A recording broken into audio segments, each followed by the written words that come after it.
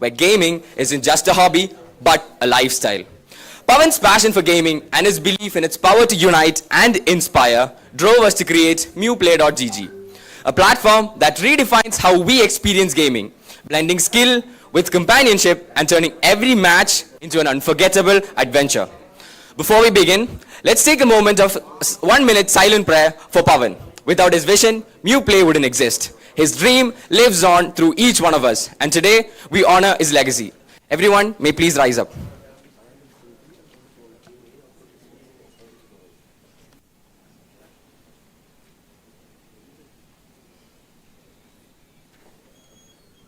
Thank you. Welcome to the grand launch of MuPlay.gg, where gaming meets glory and fun reigns supreme.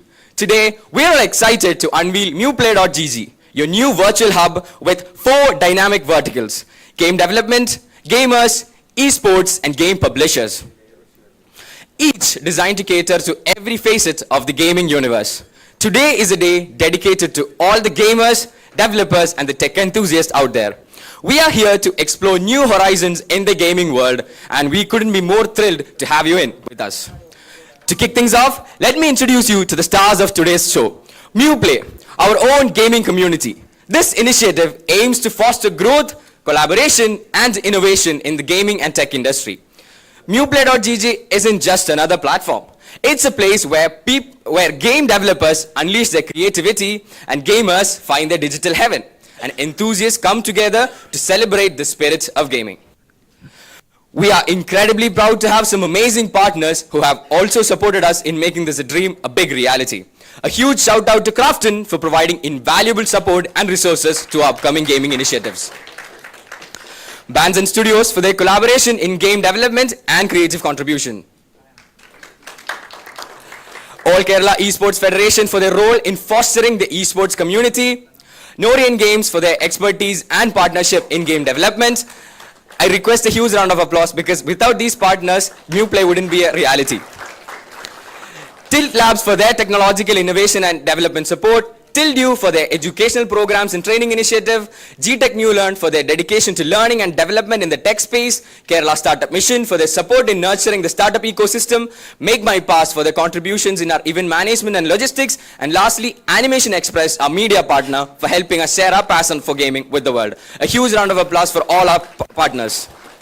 Your collaboration and support with us has been invaluable. From its inception, MuPlay.gg has always begun to make waves, bringing together gamers from diverse backgrounds and uniting them under one digital roof. It's not just about leveling up in game, it's about leveling up as a community, supporting each other's triumphs and learning from every defeat. Today marks the beginning of an exciting journey with MuPlay.gg. Together, let's embrace the thrill of competition, the joy of connection, and the boundless possibilities that gaming brings to our lives. Thank you all for joining on this epic launch day of MuPlay.gg. Let's hit start and game on. To officially kick off today's event, please join with me in welcoming our first speaker, Nikhil Chandran, the Chief Executive Officer of Tilt Labs, who will give us an exciting introduction to MuPlay and some surprises. Sir, please. Hi, fellow gamers and enthusiasts. Hi. Great to have you here. Thank you for being here. And we are all here because of the word called gamifications, right? We do the gamification every day in our life, various things, and that make us, play games or maybe write exams and be in the leaderboards or mark list, etc., etc. And thank you, Deepu, for a wonderful opportunity to bring this gaming community under this MuPlay. And the MuLearn and the MuPlay is the right space at the right spot, because Kerala government also having incentives and other things on terms of ABGC XR policies. And thank you guys for being here. And first of all, let me share you a couple of things that, see, we ideated this MuPlay 1.5 months back. And in last 15 days to 20 days, we've been working day and night for all the volunteers and leaders, especially Jaden, who coordinate everything activity when I am abroad. Thank you, Jaden, for extremely well done. And there is one good thing happening is like, that is the power of MuLearn community. Yesterday morning, they started developing our website. Yesterday night, night 12 o'clock or 4 o'clock, it's done. And it's live now. So that is the power of the creative. That's what they collaboratively done the things. And thank you, Nidhi, accepting this. We are a very small community, only 2,000 people around. We are expecting more. In last 1.5 months, in the WhatsApp groups are bombarded with all of messages and everything. A lot of people want to join. We are trying to aggregate everything together, and we are trying to become, in order in next couple of months to make this happen. And it's all because of the, vision and, support from the industry as well. Thank you, Jobin, Mukesh, and the organization committee called SAIC to bring their expertise into the table and thing.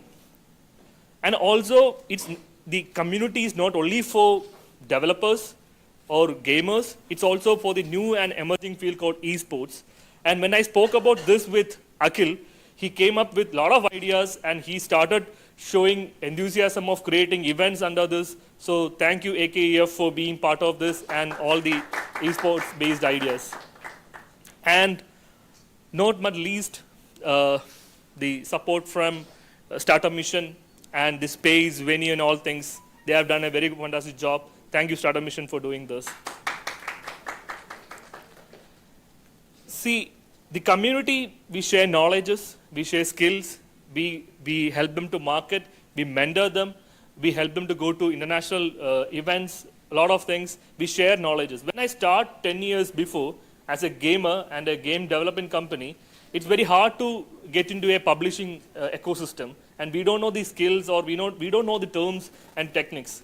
So it's very important to bring that ecosystem also into the table so that our new generation could understand how to develop the game, how to develop the game art, how to build and publish, also how to play well. These are the main concepts we have to focus on new play. For this, we need to conduct different build your own self games and hackathon, jam, and everything in different colleges, schools. So I request form new play game dev community in your schools, colleges, and companies so that we can collaboratively do wonderful things across that. Apart from that, we also wanted to announce a very big event every year, and the name, I want some our great people have to share the event. We will announce it, it's a secret. Okay, and I know everybody know the name now, but let it be a secret for some more time. But that event, we want to target mentors from globally, come down to our state and talk about how we can take our Kerala ecosystem or culture, art. We have a lot of stories to tell in gamified way, right? There are a lot of movies are coming out, but what about the games? We can create stories using games, and we can create our Kalripite or all the Vadakan part on all things into the gaming ecosystem. Who want to create such kind of games?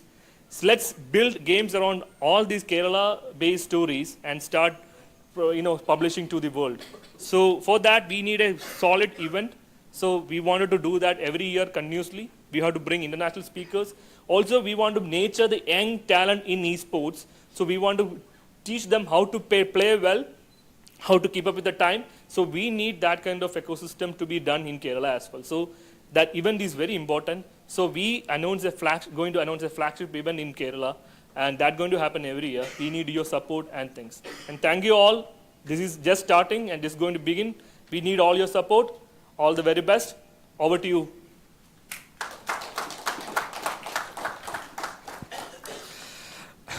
Now, I would like to take this opportunity to invite every one of our guests on stage for the final reveal of the surprises we have in for you. Please. On stage, the guests, everyone. You can call. Okay. I'll invite them. Yes, please.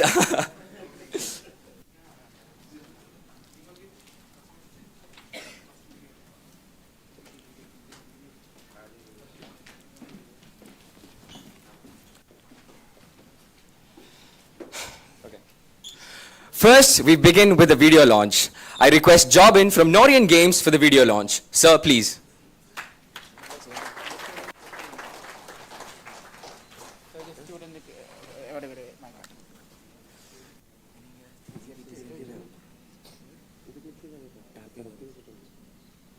video game. First ever video game. Video game? Remember the time when you were destroying your friends in front of this machine?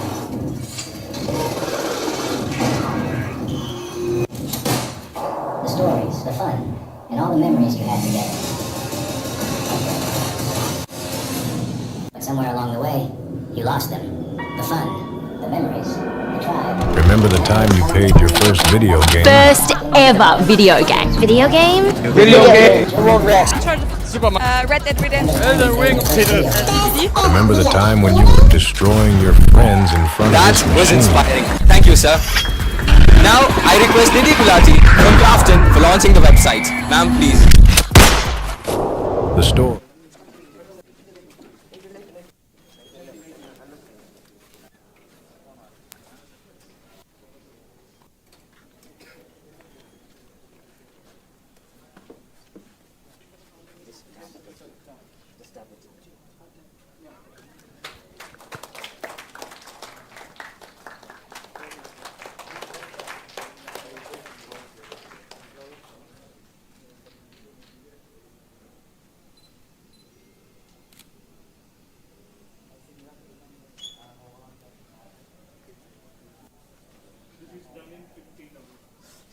Less than 15, actually.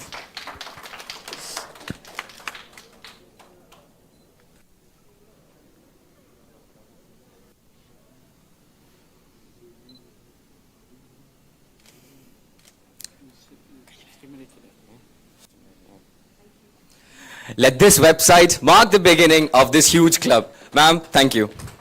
Now, allow me to invite Nikhil Chandran from Tilt Labs for a surprise launch of an event. Sir, please. I also request our esteemed Deepu Setan to accompany him for the launch. That's a surprise, actually.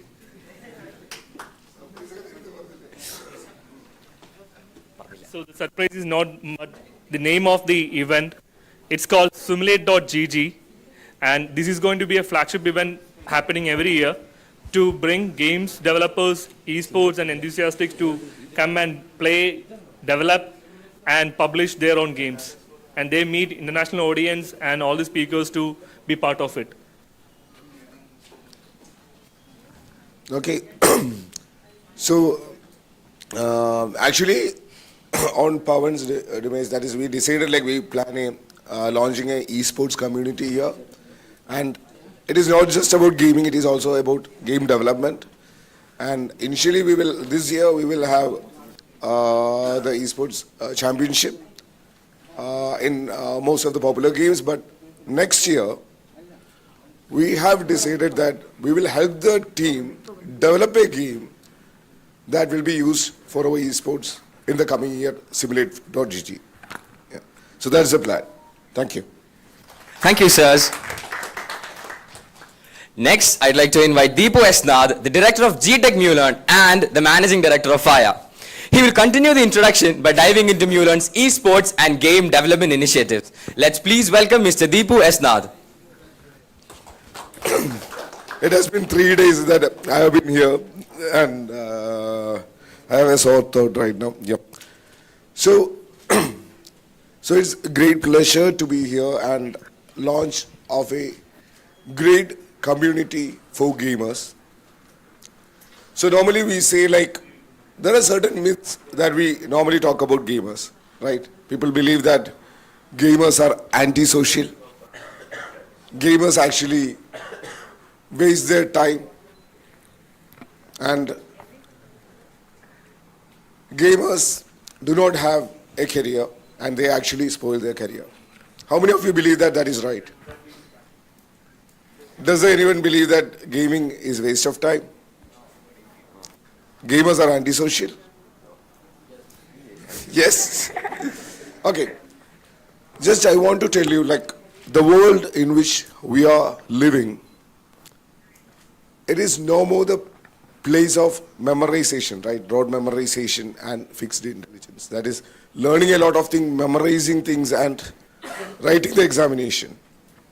It is mostly about something called fluid intelligence. Fluid intelligence is something that we have to nurture to face the future. Because the demand is in which the fast learners and quick adapters are the one who is going to excel.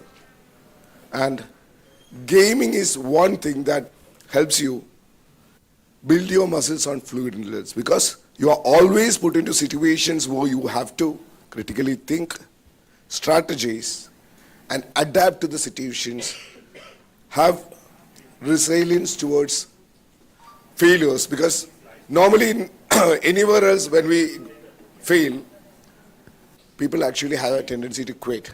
But as gamers, what happens when you fail? We start again. That perseverance and grit are the one that is must required for a person to be successful in life. And you know that great personalities who have been successful, including Elon Musk, everyone started as gamers, right?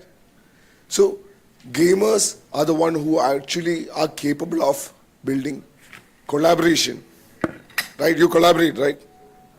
You work as a team. You are the one who are capable of getting into flow. Flow is a state where you get immersed in something that you do, right? Ultimate focus. We say like people are not having proper attention span. Do you think like gamers are so? Gamers are the one who are capable of maintaining their attention span with immersion for a longer period of time. All these are the skills that are must required for the future, which we actually do not get in running behind the memorization game. So gamers actually build the capabilities to collaborate. They get into flow, they show great perseverance as well as strategic thinking. Whenever you put into a situation, you learn things faster and adapt to the situation. So those are the skills that get nurtured during gaming. And we want them to have the opportunities to innovate. So it is not just about gaming. You will be the best ones who can think about game development and be creative on that. So that is what we want to bring in, the combination of gaming, gamification, game development, as well as esports. And game is no more wasting of time, because it is a multi-billion-dollar industry where you can also build a career. There are professional gamers, content creators in gaming, right? And great opportunities ahead, but we are not having mostly knowledge about those opportunities. And that is where our community MuPlay.gg come into place. And Pawan, who actually was very active in MuLearn, he actually built a great team in a Arts and Science College, Mar Astitius College, Kottayam, has left us, living his dream to build a gaming community. And on his remembrance, we just decided like we will have a gaming community and an esports community here in MuLearn. And today, I'm so happy to tribute it for Pawan's memories.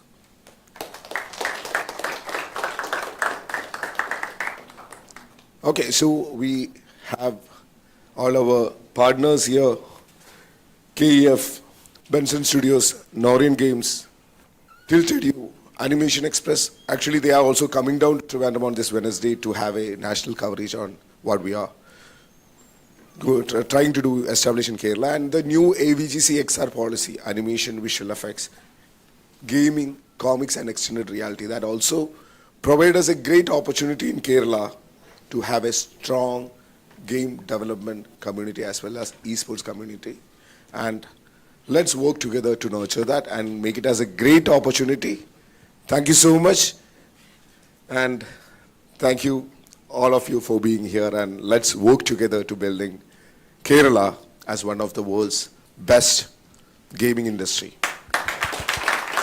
Thank you, Deepu Chetan, for helping us realize what gamer means actually, to help us break free from the stigma of being antisocial. Thank you, sir. Next up, we have an insightful session by none other than Nithi Gulati, the program manager at Crafton India Gaming Incubator. Nithi will be sharing with us the vision, mission, and the future plans of Crafton India Gaming Incubator and how they are shaping the future of gaming in India. Ma'am, please. Hi Kerala, how are you? Hi guys, I'm Nidhi. I'm so honored to be here. The hospitality extended towards me has been amazing. Thank you so much for inviting me here today. I'm Nidhi. I'm part of the incubator program that we launched last year in October. It's called the Crafton India Gaming Incubator, and our mission statement is to mentor and foster the gaming ecosystem and the gaming developer ecosystem in India, and that is what we are essentially trying to do now. Me, as a bit of my background, like I have done my master's in game design. I have always been a gamer. I think I started playing games when I was 5. So, and I can safely say that we are all here because either we have, we are gamers or we have passion for game development.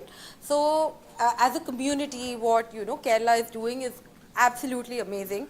And I'm very proud to be here today to talk about how we can help, like Crafton can help foster that ecosystem.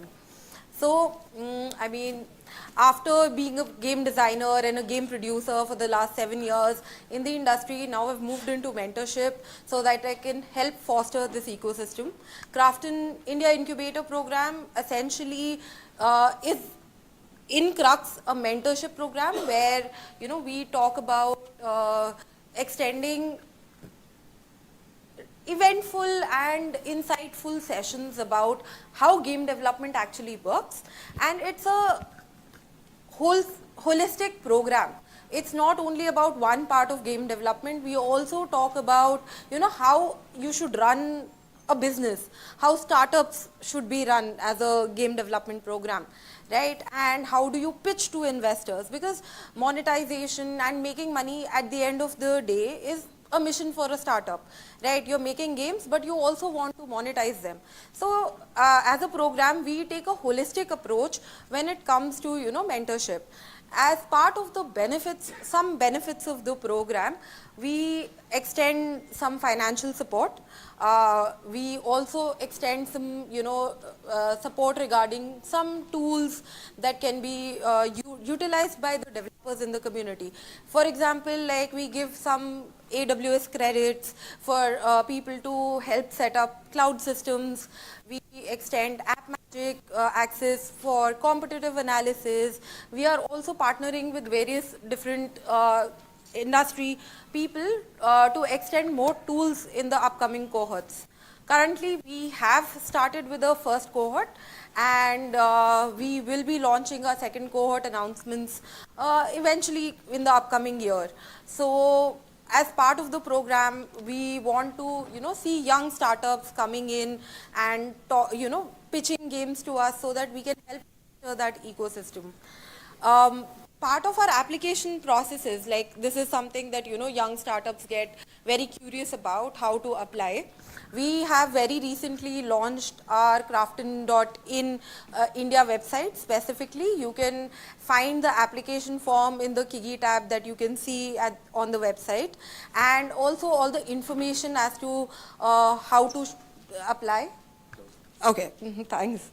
How to apply, how to, certain benefits are also laid out there, FAQs regarding financial support, and, just the general FAQs are available.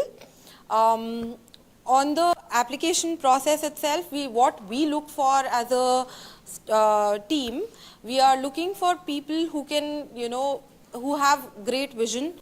They are coming with innovation in terms of game development, and essentially, if we can see a prototype from you guys or a vertical slice, because we also want to see the development capabilities from teams. That is a good to have always, right? A pitch deck in terms of what your vision is, that explains, something a little bit about your game, about your team, why you decided to do this game. So these become part of, the application in general. And if we talk about a little bit of financial support, which is what a lot of teams are usually interested in, because a lot of teams are bootstrapped or are looking to fund their startups and their games. So we extend up to $150,000, up to $150,000, which is recoupable. And when I say recoupable, that eventually when your startup starts making money, we take a bit of the money back slowly. So we don't, and why this is developer friendly is because we as Krafton, we don't take any equity in your company when we are extending that financial support. That becomes a very important part because your startup remains your startup. We don't own any equity. We are essentially extending an advance to you that you can use to develop your games, and eventually when your startup starts making money is when we start recouping it back. Right, so that becomes an important and essential part of the program itself, apart from all the development support that we give. Mentorship, when we talk about mentorship, we have an amazing set of panel of mentors from our global teams, Krafton's global teams. We have mentors from our Korea team, we have mentors from our Europe team, we have, we are even in fact onboarding more mentors as in when we go and, increase our cohort sizes. And a very important part about this program, I think this is a very essence of this program, is this is a virtual program.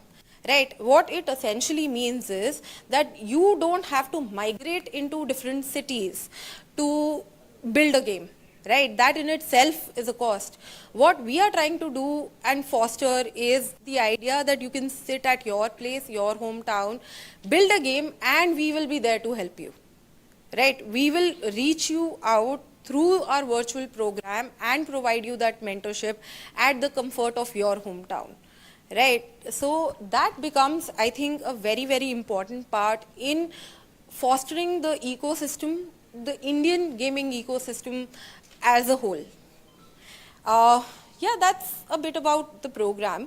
I'm here all day. Like, I would love to meet startups that are here, people who are interested to know more about it, and we can have a chat outside. Thank you. Thank you so much, guys. Thank you, ma'am, for that insightful session. You see how everything is forming up. Now we are no longer antisocial. We have ways to become much more than that. We have ways to start our own startup. We have ways to make a career in gaming industry. So thanks a lot for the session, ma'am. Moving on to our speaker sessions, we have Mukesh from Bantan Studios, who will be sharing insights about their upcoming gaming studio from Kerala.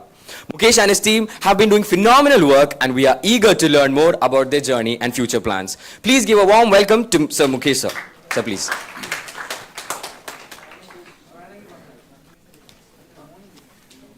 Morning, everyone. Morning. Right, so thank you for all those kind words, phenomenal work and all. I'm not too sure about that, but yeah, we are trying our bit. But yeah, I mean, if something can keep people coming on a Sunday and meet strangers, I can assuredly say that it's not just a passion, it's more than that. I see emotions attached to it. So glad that we are here on a Sunday morning discussing gaming. I've left my kids. I have not told them that I'm here today, right? Because I might have issues at home. It's not games then, it's war. So having said that, I'm tasked with a small assignment from the MuPlay team to tell about the gaming development ecosystem generally in the state. I'll start with possibly, talking a little bit about ourselves. We are called Bantan Studios. We started 4 years back. And the aspiration is to create an Indian character IP. We call it transmedia, where we have a character and you have a whole lot of properties around it, including gaming, including comics, graphic novels, and someday maybe movies, right? And yeah, that's the character that you see on my t-shirt. Otherwise, why should an ancient person like me wear some colorful shirt on a Sunday? So I'll give you a brief, if we can just run that PPT we have. Sorry.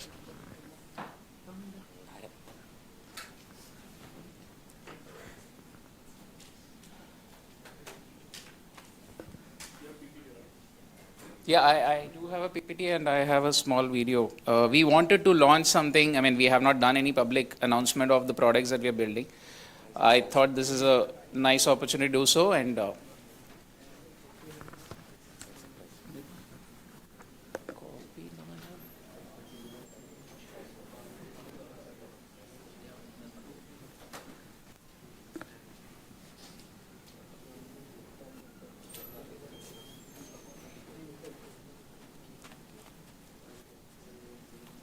okay, since this is something which happens everywhere, the biggest of the events you will always have some technical glitch of some sort. So just to keep the ball rolling, how many of you are looking at game development, game designing as a career, at least even as a low-key option? How many of you are thinking of that? All right, okay, good. And what are you doing about it? I mean, are you learning, game development or design on your own? Have you enrolled for courses? Have you found a mentor? Have you found an internship? Anything? If you could be louder, if you need a mic. Sorry? Experimenting. Yeah. How? YouTube. YouTube. Okay. Any other answers? Competing through game jams and self-learning, investing more time on game development. Learning through self-learning And jams. and game jams. Yeah. Very good. Who else? Yeah, I had few more hands drawn up. What are you doing about it? Or is just, something that we will think about later when serious careers matter? But given an opportunity, how many of you are willing or at least willing to explore gaming as a career?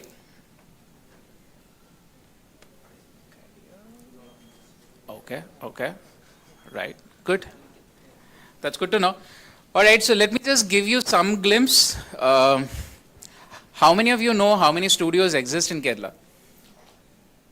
How many gaming studios? Random guess. I mean, you don't have to be serious. We are not doing anything serious, but yeah. Any random guess? 10, 5, yeah.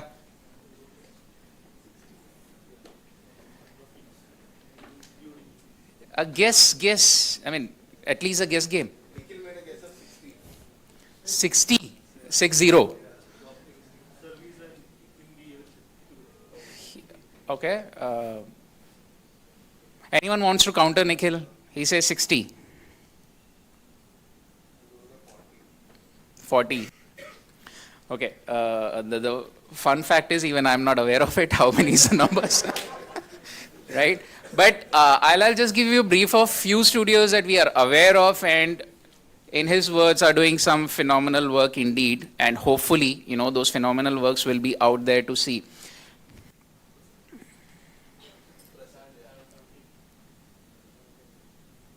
So some of the studios, again, this is not illustrative or exhaustive. This does not mean that we have only these men.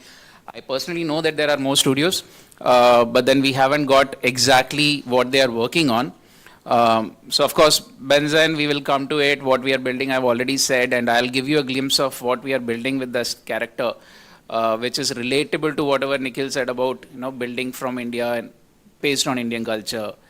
We have another IP which probably could be of interest, especially for those who are budding developers and artists. So Crimson, I'm not too sure. Have you heard about these studio names? Among your 6 and 10?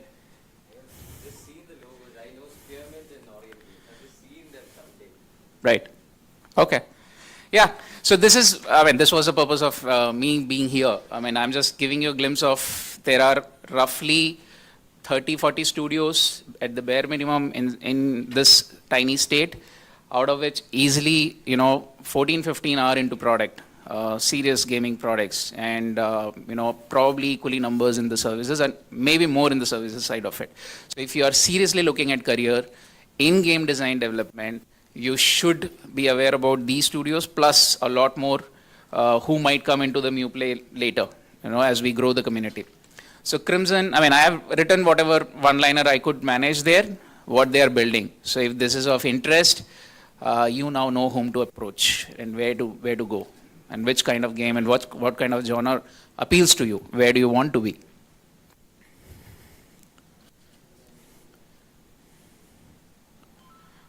Right, some of those studios who are into primarily services. So again, it's a matter of appetite. Where do you want to be? You want to build a product. You want to be in a development studio which is coming out with their own IPs and products, or you want to work on different fascinating projects, because each has its own merits, each has its own challenges, each has its own skill sets that are needed.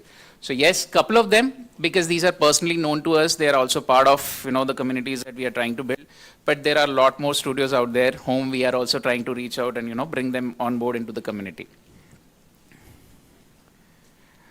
And you should be aware about these communities. MuPlay, obviously we are launching it, and I'm glad that Deepu and Nikhil took this initiative, because gaming is serious, and we needed some serious community to start with here. When we started 4 years back, we never knew how to get the talent, how to get some expertise, how to get the mentoring, as Nidhi was mentioning, where to go for it.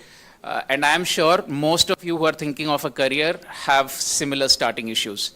So I guess MuPlay is the right platform where your entry barriers are reduced to a great extent. You have access to people who are in the industry, who have done that before you, who have some way of guiding you in some way or the other, and shape your careers if you're serious about it.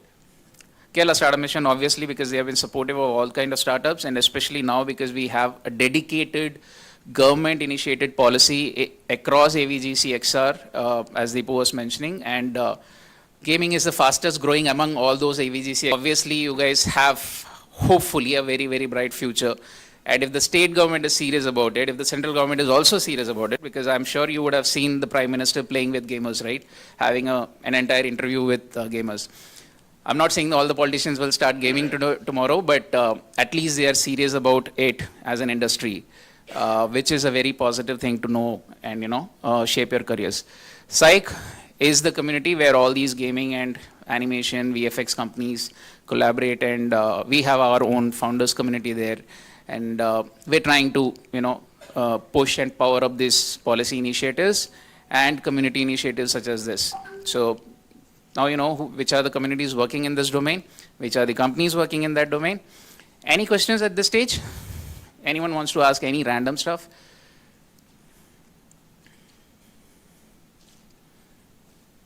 That means I have been very clear.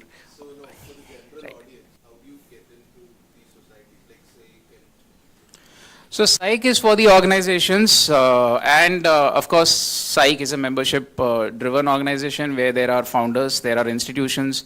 By institutions, I mean institutions who are serious about AVGC. So either you have courses running in those areas, domains, or you have some communities. You could have a game club in your campus and want to associate with Psych, so that every time that you are doing some events, including skilling, upskilling, or maybe just a a meetup, you could get people from the Psych who are primarily running studios across AVGC XR, or who are working in those studios, so that it helps in the awareness, knowledge, skill, as well as networking. So you have student membership, of course. You can be independently student members, so small fees, of course, and your institution can be a member. And if you are a startup, I'm assuming some of you will at least start off something for the fun of it at least. You can be a startup member as well. And there are a lot of benefits, as I said, and when the state government's policy also kicks off, you will have a lot more things to be collaborating with Psych and executing things for your benefits. So on theory, there are a lot of things available. Now, in practice, nothing will come on your platter. You'll have to go out, meet these people, talk to these associations and communities, get active, and get what you want. But believe me, there are things. So it's not, I mean, it cannot be an excuse that, I'm not aware, I don't know. That's what the whole point about today's meetup and at least my session was. Any other questions? So I said, let the games begin. Now, do you wish to see what we are trying to build and you wish to explore, maybe joining in or at least giving us some constructive feedback? I wanted to announce what we are building. I would be glad if I would have been able to do and even for the other 7-8 studios that we mentioned as to what we are there building. But yeah, I mean, unless they consented, I can't. The policy. Full form of AVGC. Okay, now how many of you know what is AVGC? Okay. Okay. Oh, okay. So there is a large community who does not know. Okay. So I'll have to do that abbreviation expansion. Okay. Animation, VFX, gaming, comic, XR is extended reality. And this all is an industry cluster for the government bureaucratic purpose. Okay. So we come within the AVGC. Gaming comes within the AVGC for all the government related matters.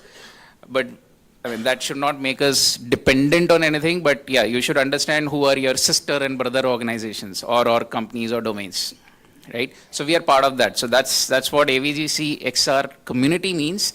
But as I said, it's a more bureaucratic or government nomenclature. For us, it's gaming. Anything else? No, right? Yeah, so policy and all, it's a public document. It's available on the website. I don't think that, I'm the right person to talk about it. And this session is also not about that. All right, so maybe I'll just run you through 2 primary products that we are working on. And you're welcome to explore ideas, explore working with us, joining us for short gigs, anything. First, the snacker.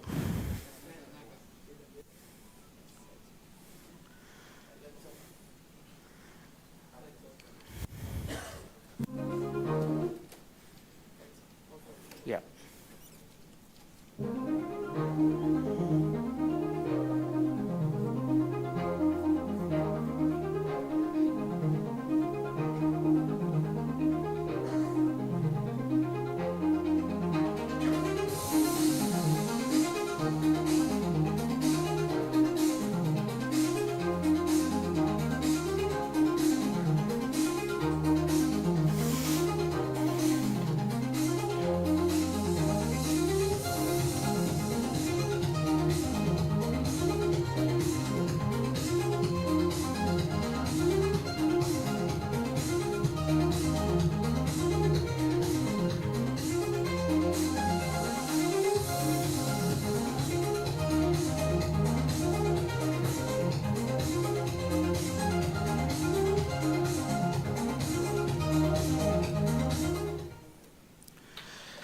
So, thank you.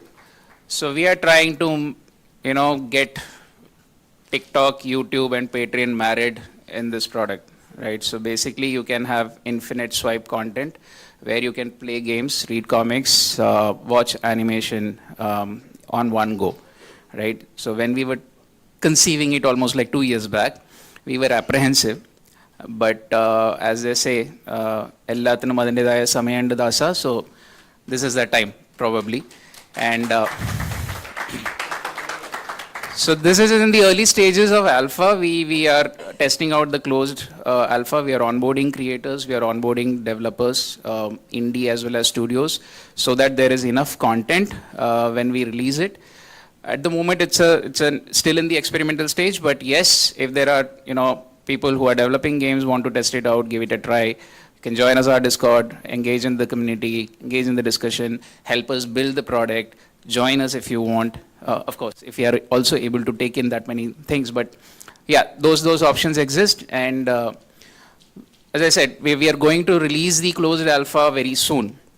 So yes, you're welcome to join in whatever capacity that you want to. I have one more, call it IP. One more IP which we started with this character, as I said, and we are trying to build This is a dream game that we want to build. It's just a demo that we have built so far. We have the plot and the story. It's a narrative-driven game. Basically, just watch the teaser trailer and then see, because this is the first time that we are announcing and showing anything in the public.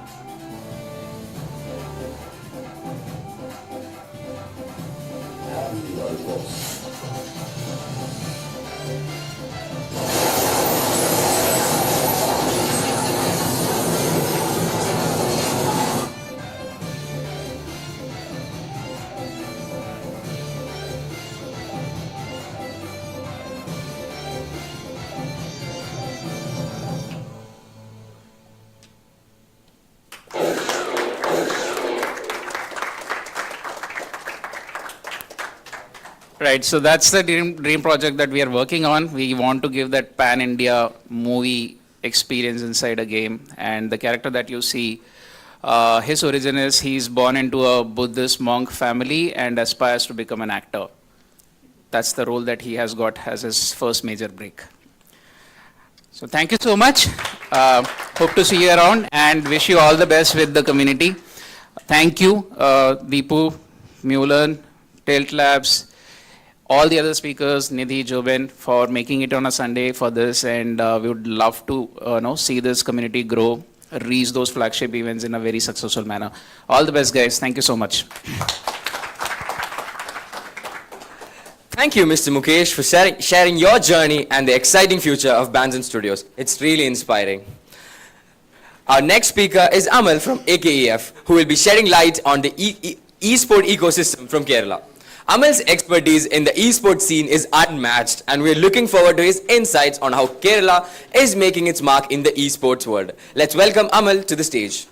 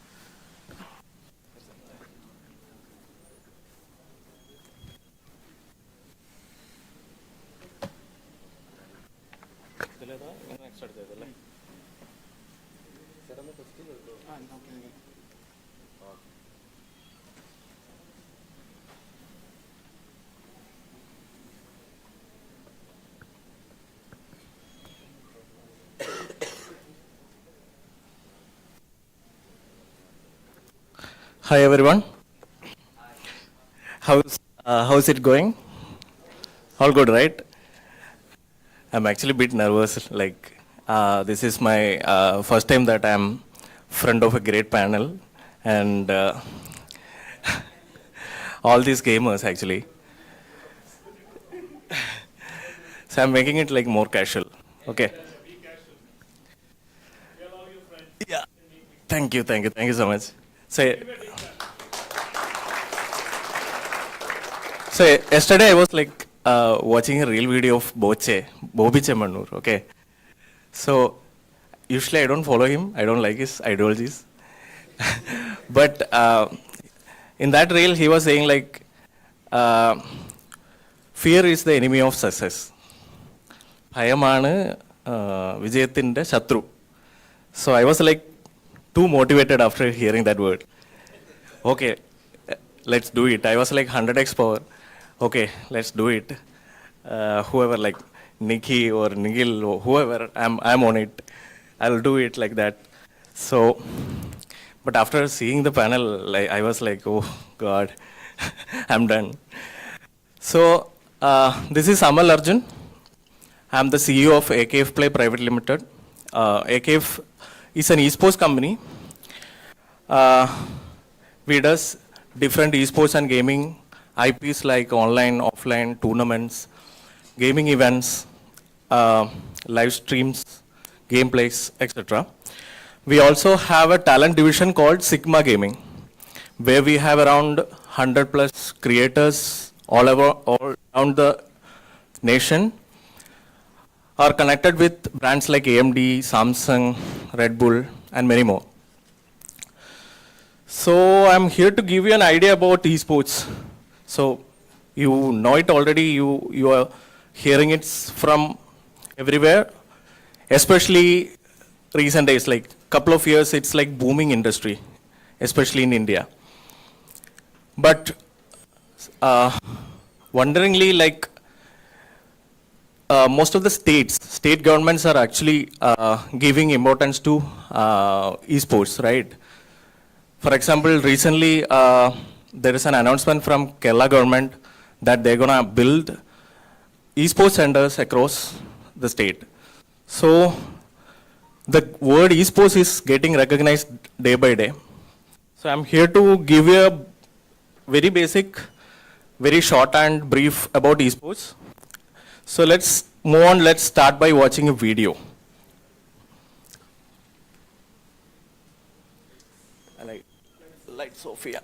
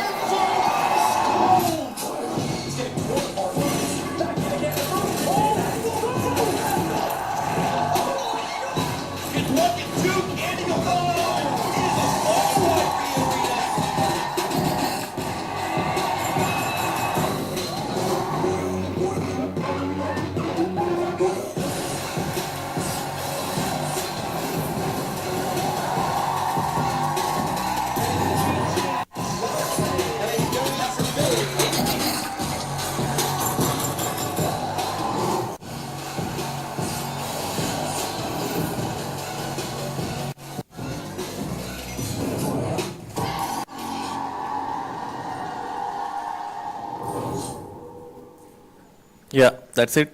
So this is how an esports event look like. Basically, it's more of a sports, right? The aggression of the players, how the settings, how the arenas are setting. It's actually happening outside of India. So in India also we are seeing a lot of these stuffs, but this is how an esports event should be.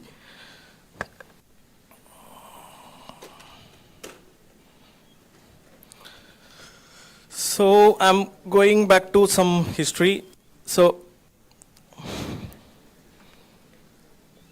like, have you ever seen this game before? Yes. Okay, that's nice. So it's actually we might play this in arcade days, right? Or in a tiny retro console, right? Small console, handheld console. So this is a game called Space Invaders, right? By Atari. So it's famous for its competition in 1980, considered the very first esports game. So it's the official esports game back in history. There might be events happened before that, but this is considered as the official event. But the fun fact is that it had around 10,000 plus participants in it. So there was no prize money for that, but they were competing for the high score. So this was a real eye-opener, and after that, esports came to the mainstream hobby. So this is a history. You can check Google in depth of it. So I'm just simply explaining what is esports is like. Esports, electronic sports, is basically a form of competitive video gaming in various platforms, right? So it's more about of skill, strategy, teamwork, right? So it's totally device-centric. We need a device to play the game. Obviously, any game we need a device. So why I'm telling it's device-centric, there is a word called sports in it, right? So unlike sports, esports need a device to play. So in competitive gaming, esports involves professional players, teams, competing in organized tournaments, leagues for a prize pool commonly. So esports can happen both online and offline as well. Unlike sports, esports can be played online, right? We can't play sport online, right? So that's the specialty of esports, that we can play it online.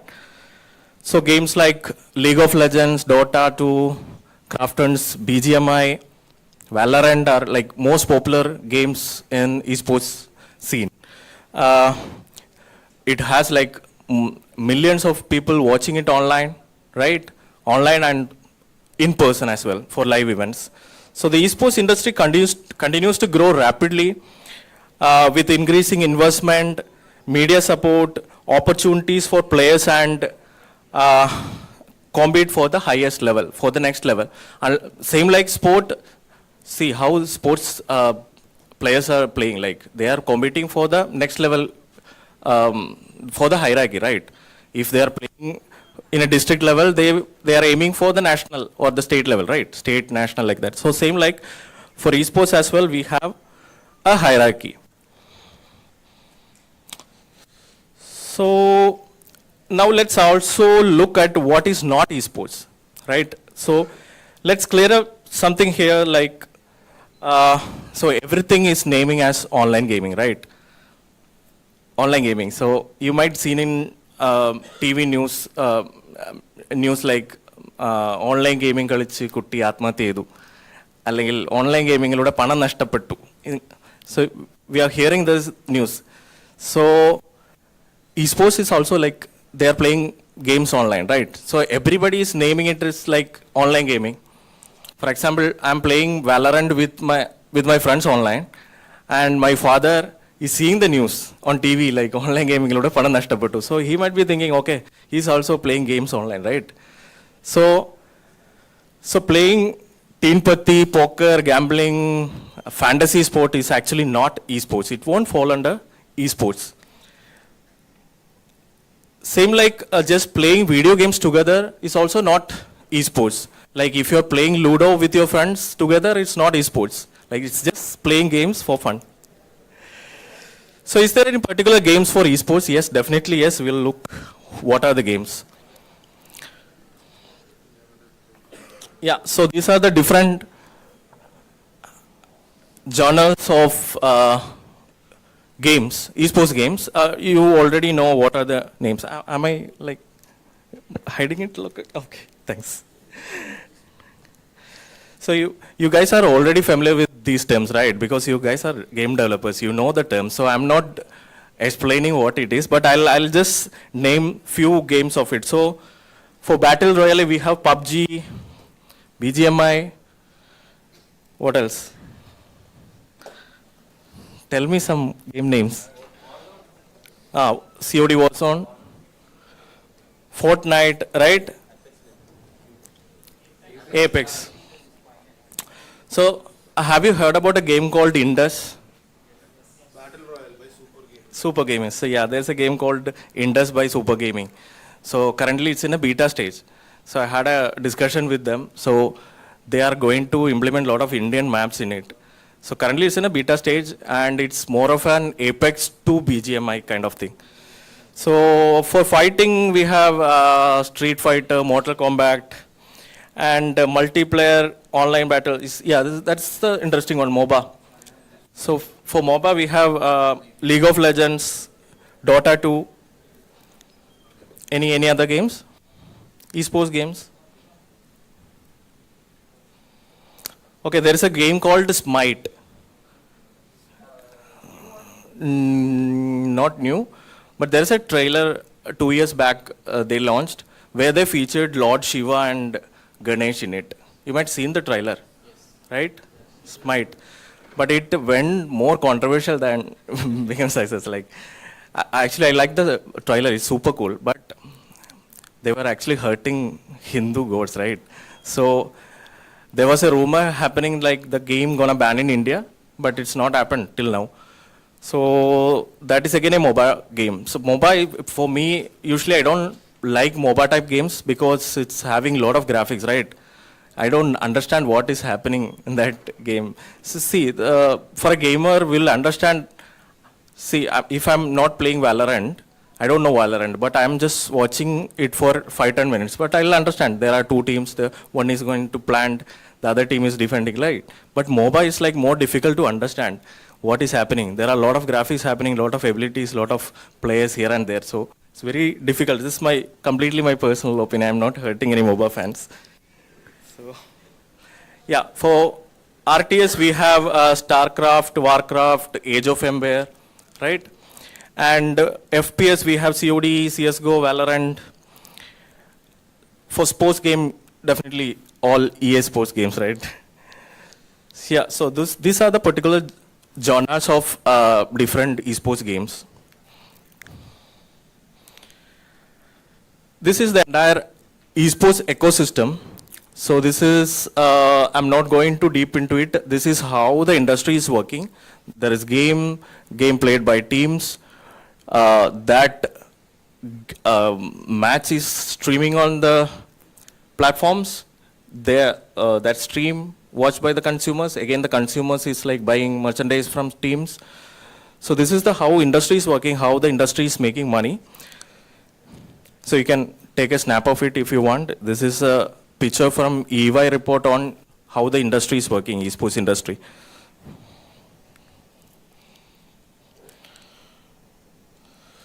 So labeling competitive video games as a sport is definitely a hot topic. It's more controversial, right?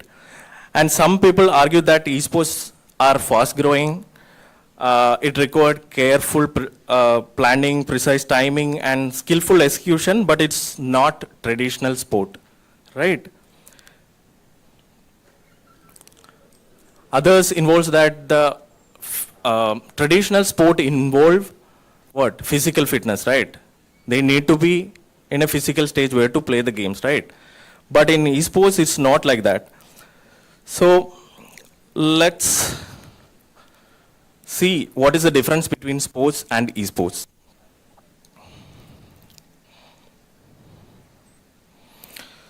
So the thing is, like, some countries, they officially announced professional players as esports athletes. So it's very common that this term like esports athlete is coming to picture.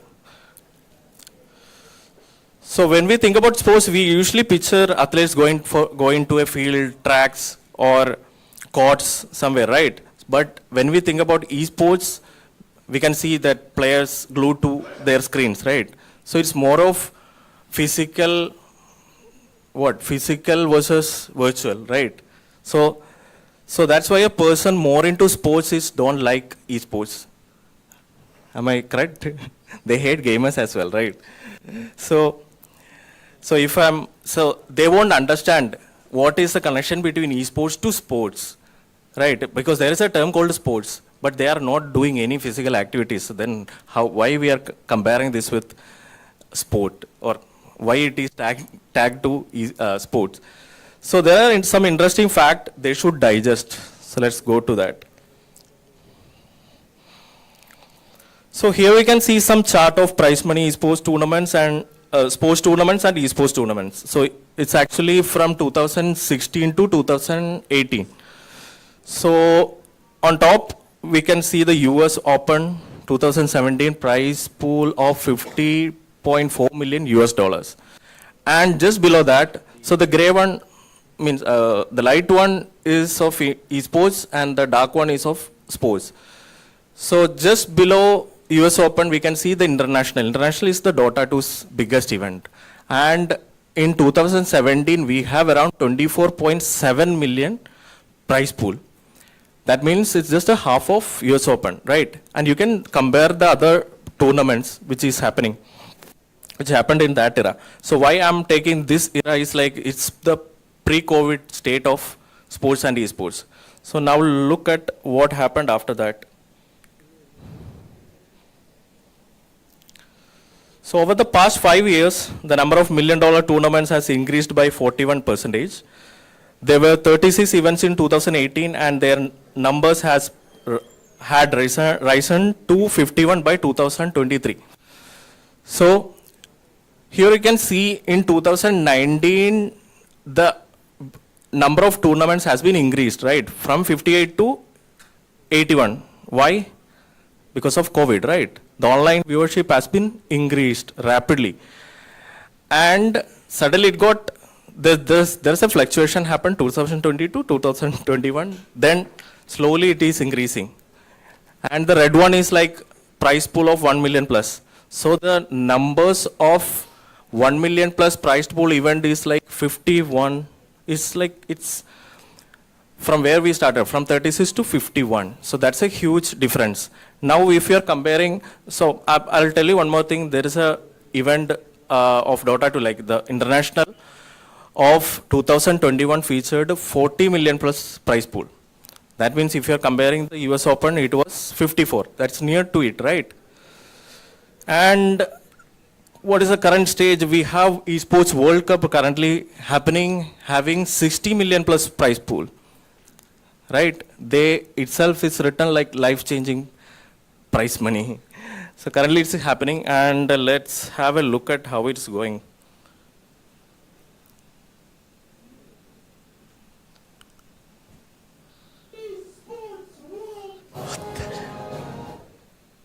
Am I missing anything?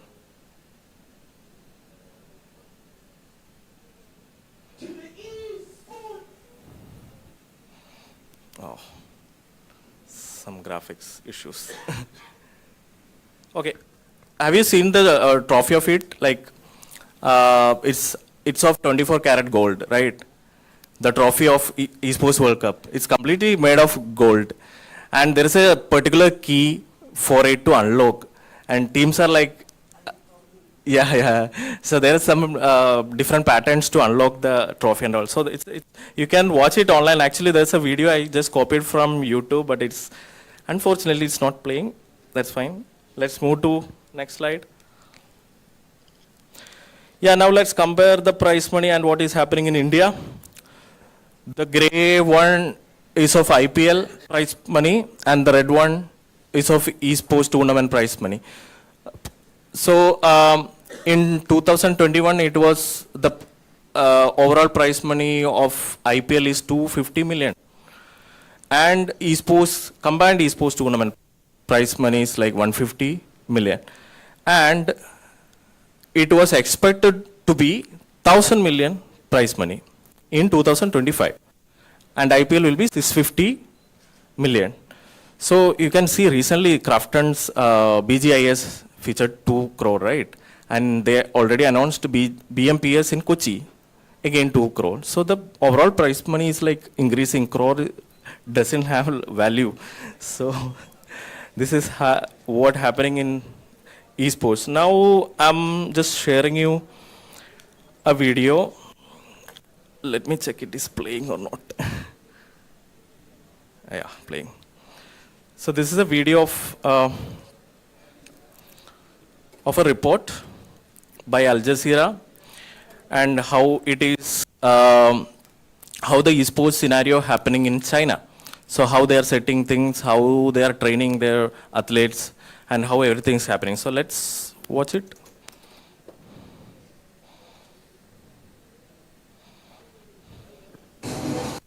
Gaming is now embedded in the mainstream. Asian Games titles are being fought for in the virtual battlegrounds of esports. China winning the first medal event, beating Malaysia in the Arena of Valor final. We've always dreamed of actually having esports be included as an official sport, and it was part of the battle tally for Asian Games, and we're very fortunate as it is our first entry, and we've been given the opportunity to actually have 7 official events for the medal tally. Hangzhou's 5,000-seat esports arena is a daily sellout, with online audiences in the tens of millions. Wang Yubo made a 500-kilometre trip to the host city specifically to watch esports. The game Arena of Valor has been popular all over China since I was in elementary school. It requires a lot of skills, but it's very easy to get started. There are many elements of Chinese culture in the game as well, so everyone likes it. An esports-themed hotel is one of Hangzhou's latest innovations. The estimated esports revenue in China alone topped $10 billion in the first 6 months of this year. I think more and more people are beginning to pay attention to esports. Being an official part of the Asian Games will greatly help its development. I opened this hotel because esports has huge room for growth in China, and the number of enthusiasts is increasing day by day. Now, the International Olympic Committee is keeping a close eye on esports. Its efforts to attract young audiences saw surfing and skateboarding brought into the last Tokyo Olympics, and in Paris next year we'll see breaking as well. Now, this year the IOC did launch its own esports series, and that culminated in a finals week in Singapore. That competition involved virtual versions of real sports. IOC President Thomas Bach saying he wished to avoid what he called killer games that could promote violence. Games Bach may not approve of have been included in Hangzhou. It's already been confirmed esports will return at the next Asian Games. Andy Richardson, Al Jazeera, Hangzhou. Make sure to subscribe to our Okay. Yeah. So this is what is happening all around the world. So we might see this kind of culture in India as well. So let's move to next slide. Yeah. So let's talk about AKF. So AKF is started in 2017 as a community of gamers. It's called All Kerala Esports Federation. And when we start, there were like 20-30 people who were esports players who are trying to become something in esports. Players, streamers, and like backend people who like to work behind esports events. So, but in 2021, we just separated the broadcast version and the talent side to a private limited company called AKF Play Private Limited. So I am the CEO of AKF Play Private Limited. So here you can see some tweet on the left about one of our event conducted in Kochi in 2021, 22 I guess, yeah, 22. So it's a Valorant LAN event, so which happened in Idappalli 3 Dot Production Studios, where there were 2 teams competing. This is the first esports LAN event happened in Kerala, I guess. And this is the community reaction. These are all from outside, like foreigners who were commenting about Kerala, commenting about the activity. So this actually winded up around 2 a.m. and there were people watching it online, in person, in order to see what is happening. So, and on your left, you can see a story by SK Rossi. You might heard his name, right? SK Rossi is a professional Valorant player. He just put a story regarding the auction of that event. And we also give more importance to the quality of our products, of the streams. So on your left and bottom, you can see how a frame is actually choreographed on our streams. And on your top right corner, you can see a frame from a Sky Esports event. So we are more focusing on the quality to an international event. And here is a comparison of viewership. It's too small, right? Okay. So on your left top column, it's our event. It's AMD AKF Valorant Ultimate Battle Season 1, which happened in 2021. It got a total viewership of 292K plus. It's still counting. And the peak viewership was 15K. And the overall impression was 10 million, right? On your left, you can see the same pattern, like I'll tell you what is exactly it is. It's a IPL kind of thing, where we have to auction players, where we have to build a team. Okay, the team owners will be YouTubers. So there is actually 10 teams. It has owner, co-owner, and 5 players to compete, right? So this is same pattern which did by Sky Esports. It got around 221K total viewership.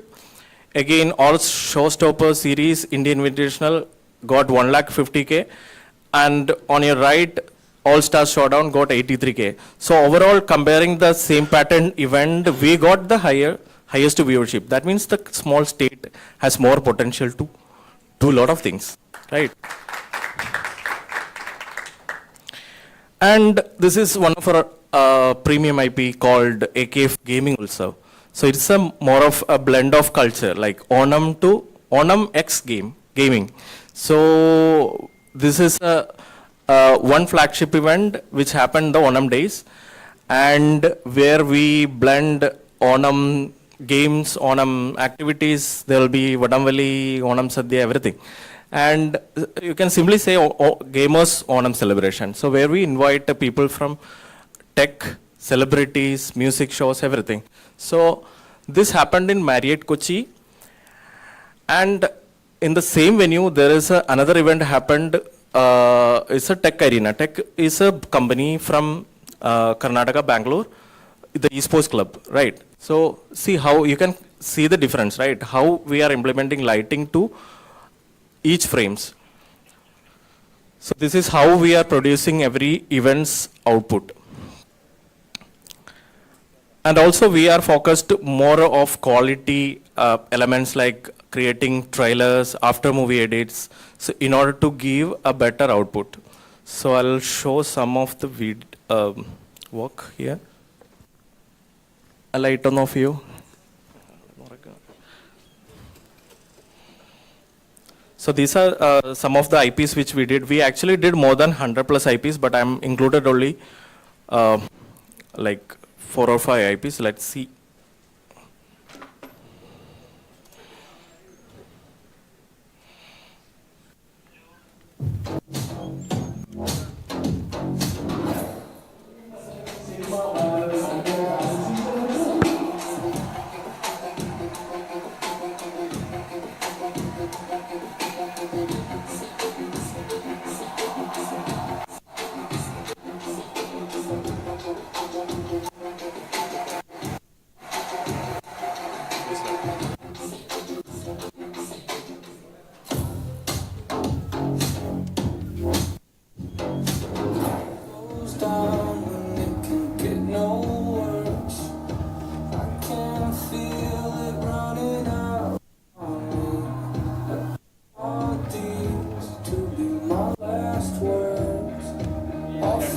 Enjoy ചെയ്ത് maximum effort ചെയ്ത് ഒരു അടിപൊളി game വ്യൂവേഴ്സിന് കാണിച്ചു കൊടുക്കുക.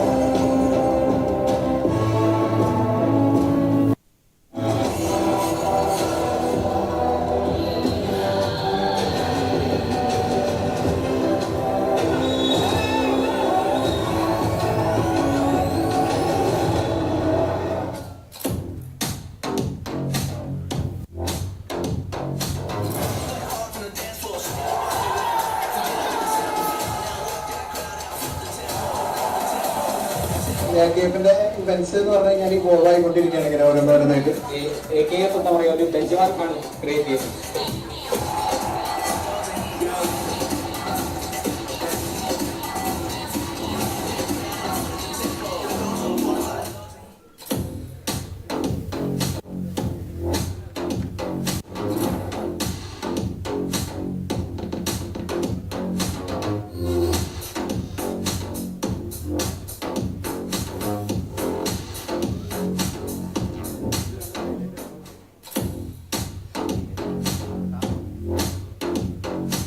തിരുവനന്തപുരം മണക്കാട് ആനന്ദ നിലയത്തിൽ വെച്ചിട്ട് ഈ വരുന്ന ജൂൺ 24-ാം തീയതി ഒരു പ്രൊമോഷൻ ക്യാമ്പ് നടക്കുന്നുണ്ട്. മഹാരാജ ഓപ്പൺ സ്കൗട്ട് ഗ്രൂപ്പും ഓൾ കേരള ഇ-സ്പോർട്ട് ഫെഡറേഷനും ചേർന്ന് തിരുവനന്തപുരം മെഡിക്കൽ കോളേജുമായിട്ട് സഹകരിച്ച് ചെയ്യുന്ന ഒരു പ്രൊമോഷൻ ക്യാമ്പാണ്. രാവിലെ 9:30 മുതൽ ഉച്ചയ്ക്ക് 12:30 വരെയാണ് ക്യാമ്പ് നടക്കുന്നത്. എൻ്റെ എല്ലാവിധ ആശംസകളും നേരുന്നു. ഉത്സവം കഴിയുന്നവരെല്ലാം ഇതിൻ്റെ ഭാഗമാകാൻ ശ്രമിക്കുക. All the best.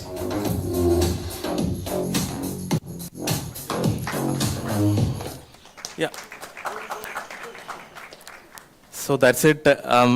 I hope I gave a idea about esports happening in India and also what we did so far in Kerala as well. So I think I took so much time by singing. It will not end. The esports is it's like a saga. So there are a lot to explore. So I'm very proud and very happy to be part of MuPlay. Thanks for inviting. Actually, I'm very excited to do a lot of things, and I can see a whole bright future ahead. Let's see what is happening, right? Let's see how it is going. Thank you so much, guys. I'm winding up. Thank you, sir, for that session, because we didn't even know half of the things happening inside Kerala itself. So it's basically like a news about gaming for us in short. I mean, how many of you knew about the events shown in there? Like, anybody knew about these things?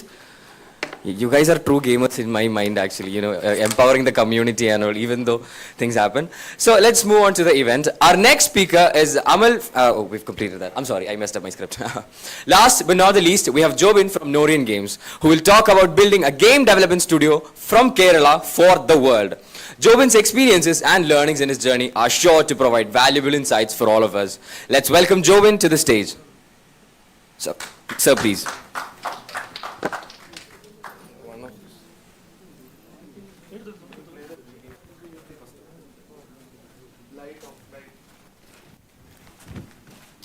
Yeah, so this is a snippet of what we are building. At Norian, this is our first IP. Play the sound.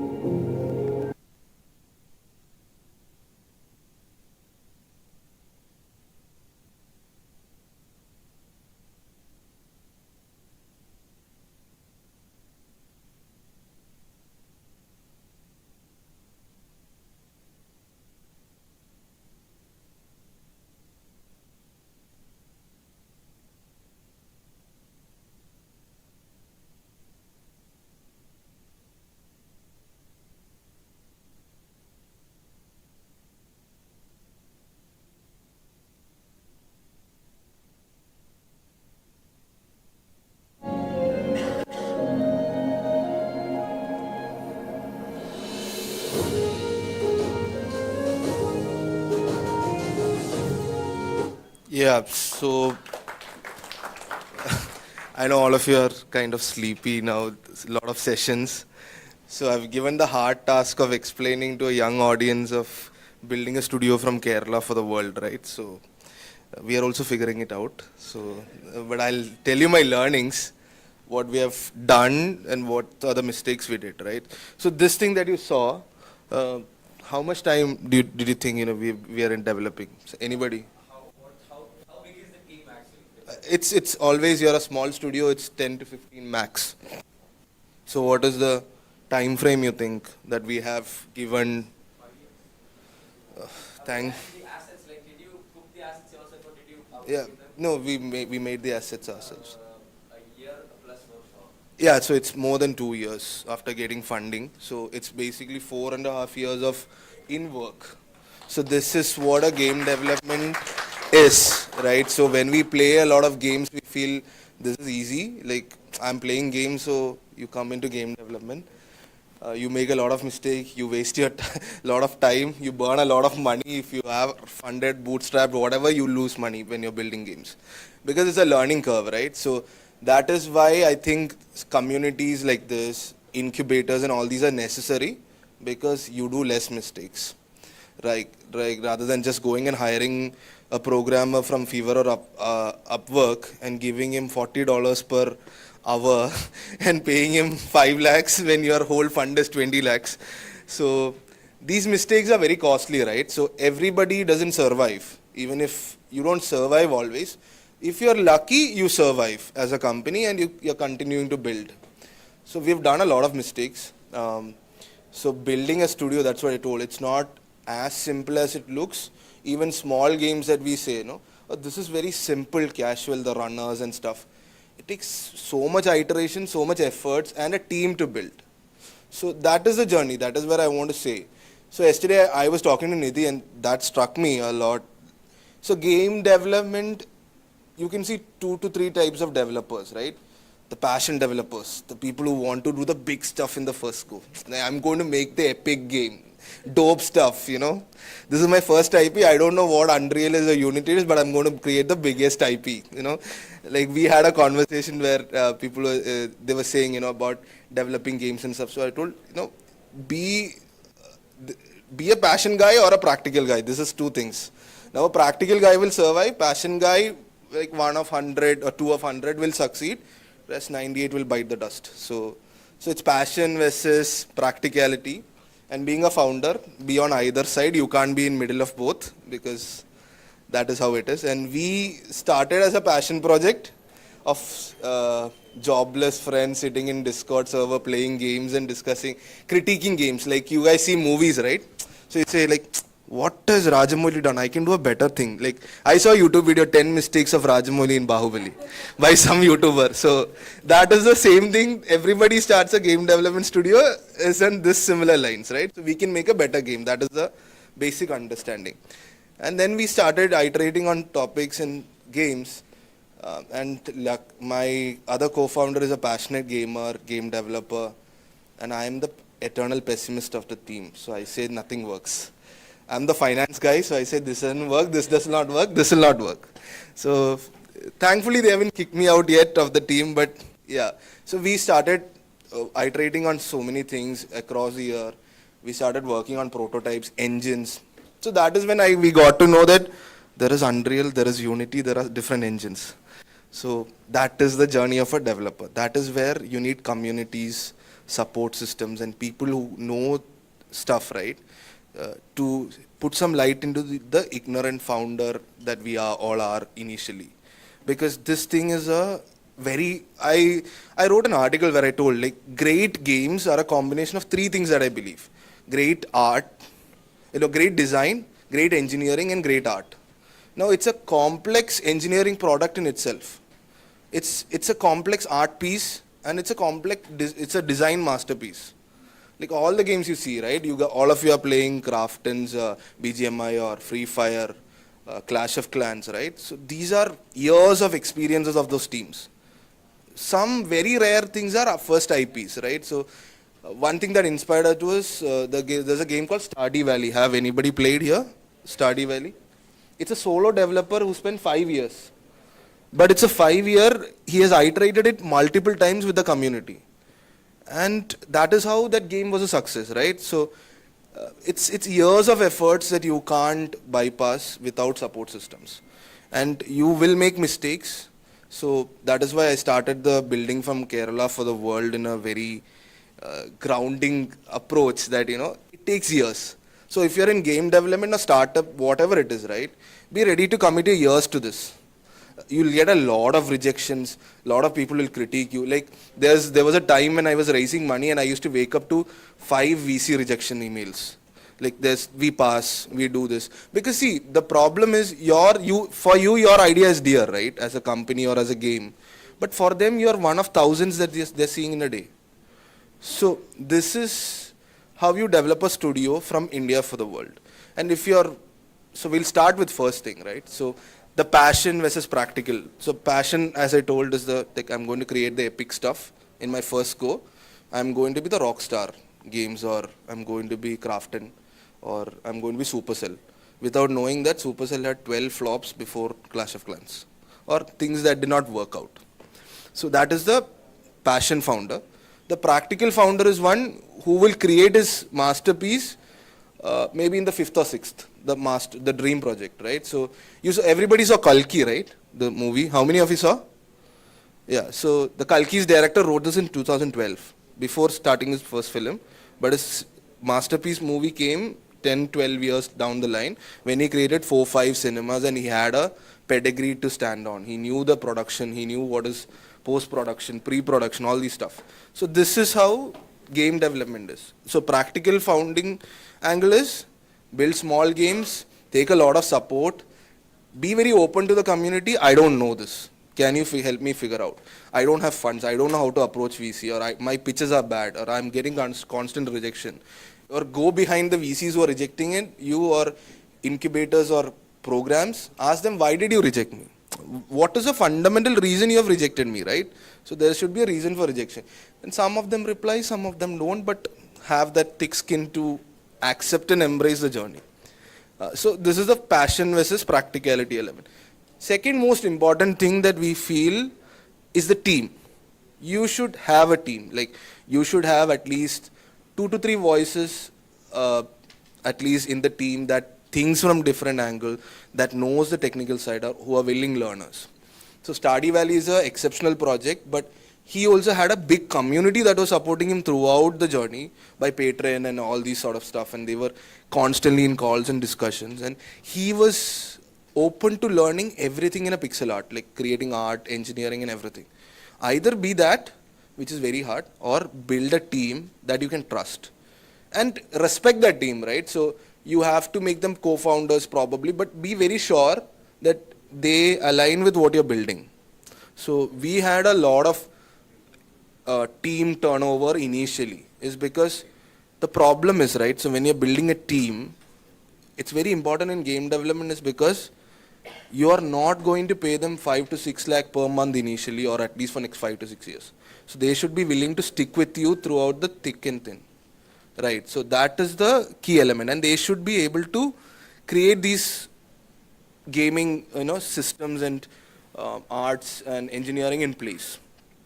So build a team which you're confident, and always be open to changing the team if it is not working. Like you have loyalties, right? As friends, I have a loyal friend, but that art is not working for me. You have to change, because otherwise your product is taking it. So second is that.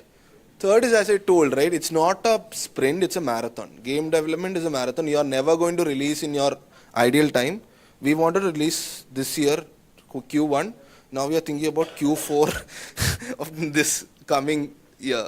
So this is what. It never happens in time, because it's a creative process. It's an engineering process.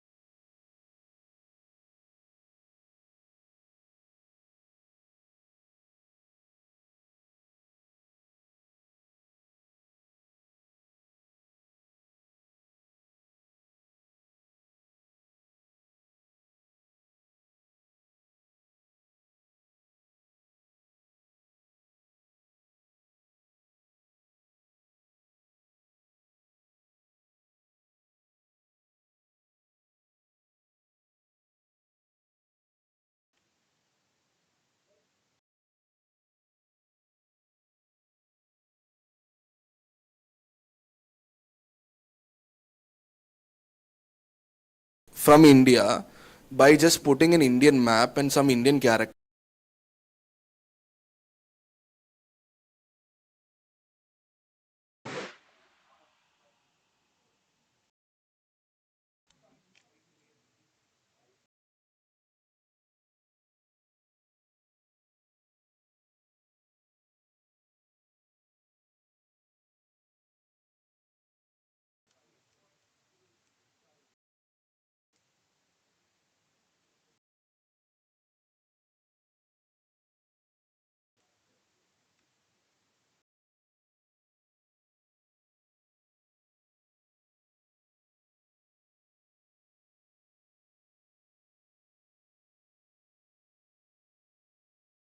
Done a lot of mistakes. So these community incubators and all, we want to get these. There are a lot of indies I know who are developing here, is because these mistakes are very costly, right? Early stage mistakes. But we all did it. We all have done a lot of mistakes. So I think such communities will help you not do it and build a strong, game development studio from India for the world. So that's it. I'm not taking much time. Thank you guys. Thank you, Jobin sir, for sharing your experiences and the journey of Norian Game. It's inspiring to see such passion and dedication in the gaming industry. Now, we would like to take a moment to invite Pavan's teacher and his classmate to share a few words. Their support and memories have been a cornerstone of our journey, and we are grateful to have them with us today. Please join me in welcoming them to the stage.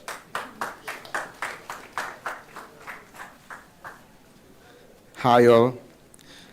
Myself, Sunil K. Joseph. I am the assistant professor at Maragasinos College, Ramapuram. Actually, I'm Pavan's teacher. Today, we have gathered here for the official launch of MuPlay.gg, the official esports club from MuLearn. I'm so happy that this is finally happening. Because it was his vision, Pavan's idea to start an esports club. Actually, he approached me in college for starting this initiative. And today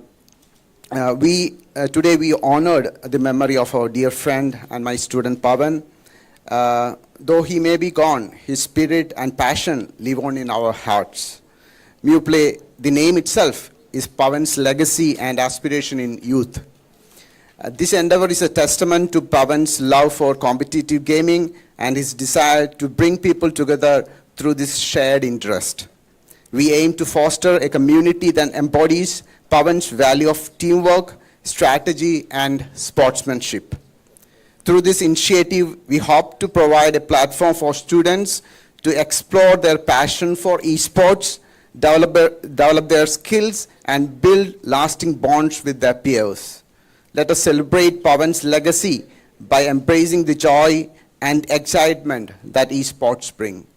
Thank you, MuLearn and Till Labs, for taking up this initiative, especially Deepu and Nikhil for taking up this project. Thank you all.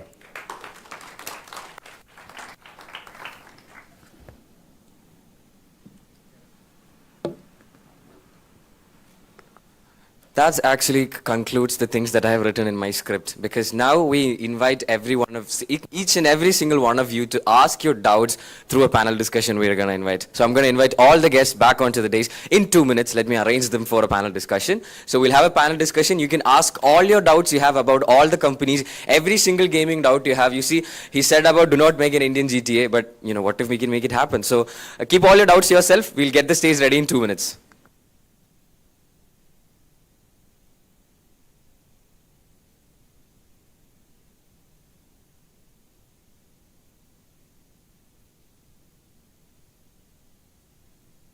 And I'd like to say something from Deepu Chatan side. You see, why did MuLearn begin this actually, initially about, I'll just emphasize it in one single word, breaking the echo chambers. Cheta, can you play the video? So there is a video actually, it makes a lot of sense when you start thinking about it, and I'll let maybe Deepu Chatan talk about it, or if he let me, I'll talk about it. So we'll play the video first.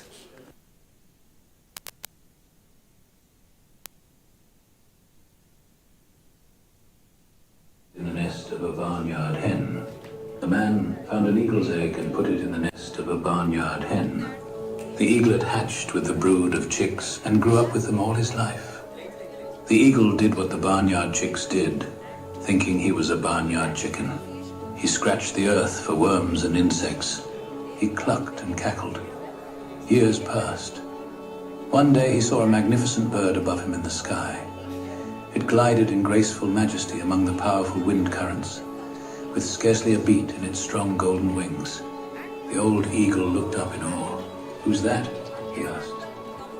"That's the eagle, king of the birds," said his neighbor. "He belongs to the sky. We belong to the earth. We're chickens." So the eagle lived and died a chicken, but that's what he thought he was.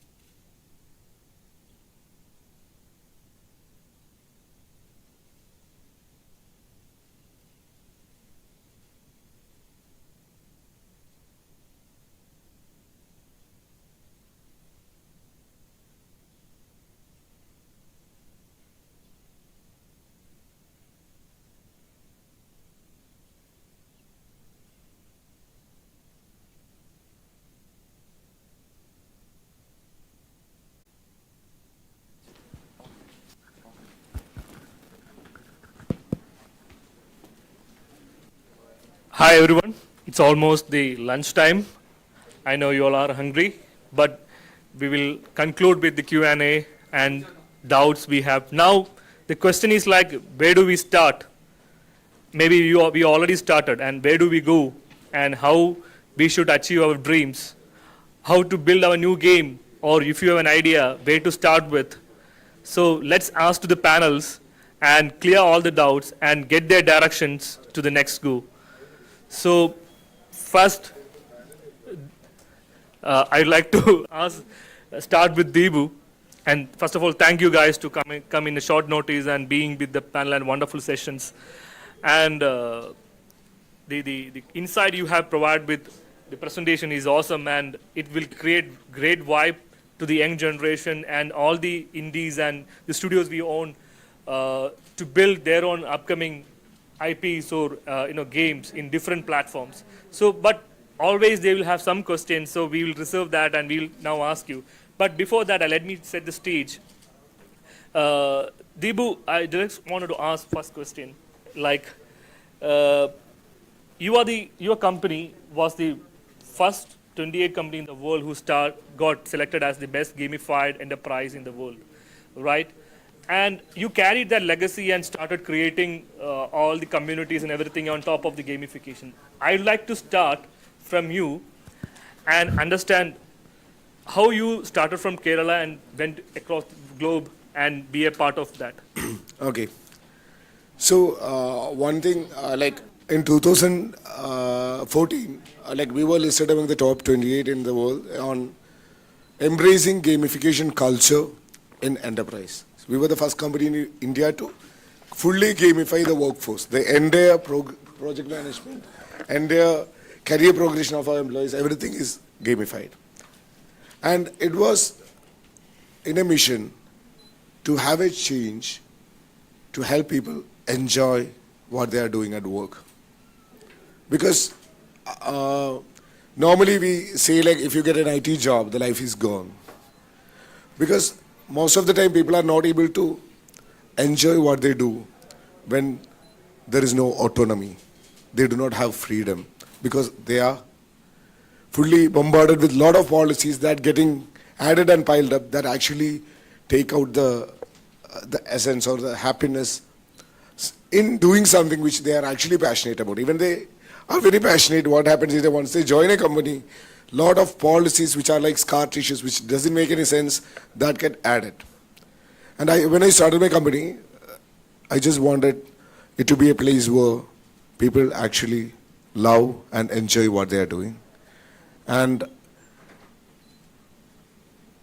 passion, self-determination is the key. Self-determination is like, I want to do it instead of you have to do it. So we just thought of different things, because whenever in a company, like people come there, they might be very passionate, but we treat them as rational beings, and they start behaving rationally. And game is something that we do self-determinant. Nobody is pushing us to play game, right? And play is something that we enjoy doing for nothing. Normally we say that, but we just thought, like, what if we can bring in the play feeler in the actual work that they do, and they gain the salary for that, and they progress in the career and earn more freedom in the company by doing three things. One is releasing the projects on time. Second one is having proper communication, availability, and all those things whenever they are in need. And third thing, showing the behavior that do not create trouble for others. So all these things are bundled as different strengths in the company. There is a level of procedure where they start as a tenderfoot, then they get towards gaining more powers in the company. That is freedom that we normally give. For example, flexi timing, flexi work hours, flexi work from home, and all those things. Like, we just put it into a place where people earn it, because when it is given, like normal policy is like when somebody does something wrong, a new policy get added to everyone in the company. So why should a good person get injured just because somebody else have done something wrong? So that is the game that I have designed in 2009, 2010, and I just did a presentation in Open Source India, and then people. So at that time was somewhere that gamification, the term was also coined in this thing. So I was also not knowing that I am doing gamification, but I just want the people who are really passionate, they should be respected at the company, and they should enjoy all the freedom so that they get that play, that is enjoy doing for salary. Great. So that is what I started. Yeah. So workplace gamification was the starting, and that even when we met, we started adopting that gamification all over workplaces. So that is a great start and great thought, Deep. And one more point. So then why I went to MuLearn is, created MuLearn, and some elements of gamification. There is a game engine, or there is game mechanics and game design that is integrated in there. That in MuLearn also, it is a game. Like students across the Kerala is playing a game, but by doing actual learning as well as building things and progressing in the towards getting towards viewers. There are different levels, different badges, karma points that is getting. All these are just gamification. Because after running gamification in the company for some time, then I have realized that it is for the passionate who are there. They can enjoy what they are doing. Because autonomy, mastery, and purpose, that helps them get into that flow. All self-determination. So we just found that many of the people are there by chance, not by their choice. So finding their ikigai means they have to find what they are good at and get towards that. And many of the engineering students are in a rat race, getting to some jobs and getting trained for that and getting to a place where they cannot enjoy it. So MuLearn is something that helps you identify what you are, build skills at it, and get connected to the affinity space. And that is where gamification engine is applied in MuLearn to help each person realize their passion, connect to the community, and get towards that by playing a game.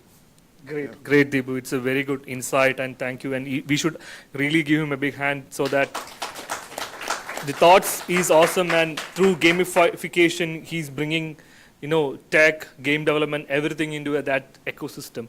Nidhi, now you see what is coming from Kerala, right? And what we are trying to build from Kerala.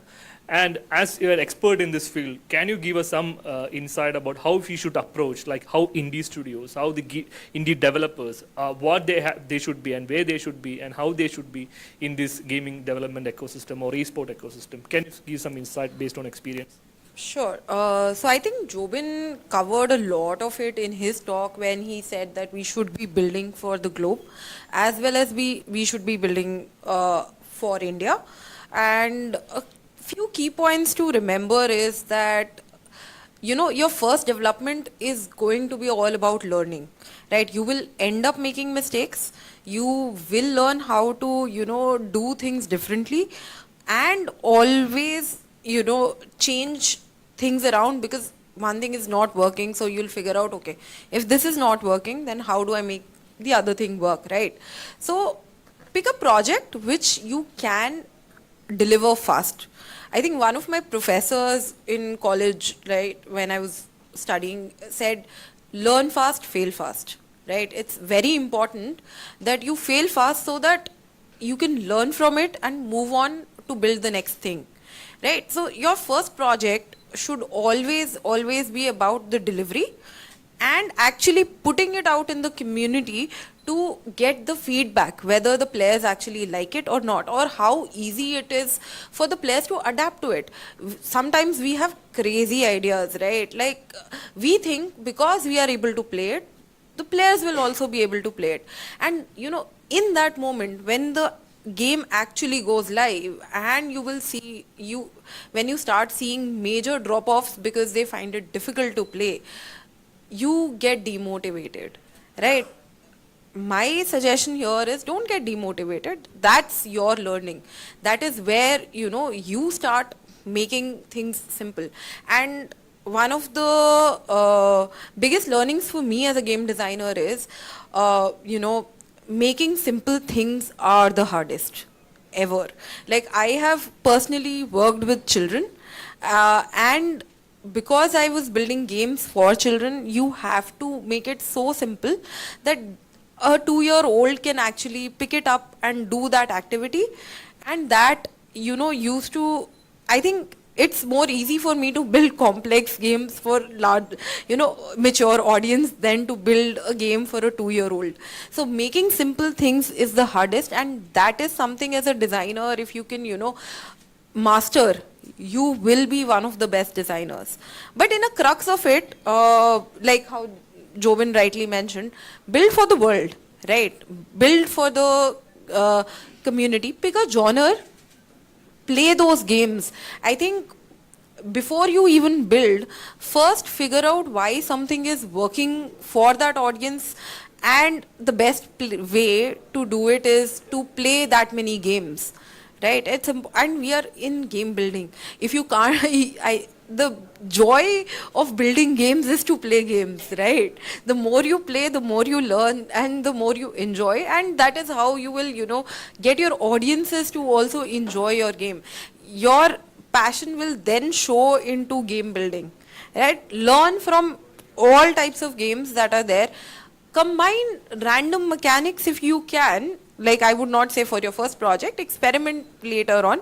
First projects, again, build fast, deliver fast, get it out, get the feedback from the community, like, and learn from it. Learn how to monetize. Make mistakes. Don't be afraid of mistakes. Make them, learn from them, and move past it. Great. The community is here. Now build fast, learn fast, and try to not fail. Cool. So now I want to ask to Mukesh. See, you talk about IPs, right? Most of the indies don't know much about IP creation and all. They will they know the running game or some kind of games they will build. End of the day, they publish it Play Store or App Store, or they go to Steam and all.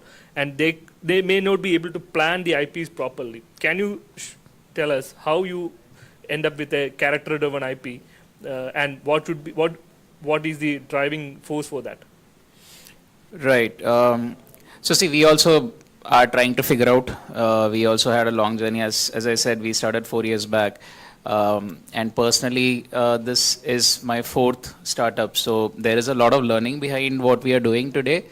And within this 4 years, my entire team has been learning every day by doing things. So as Nidhi said, fail fast, learn fast, repeat. That's a process. And we never started building an IP, and It's only once we started testing it out, so we started building a character and then we went out with comic strips.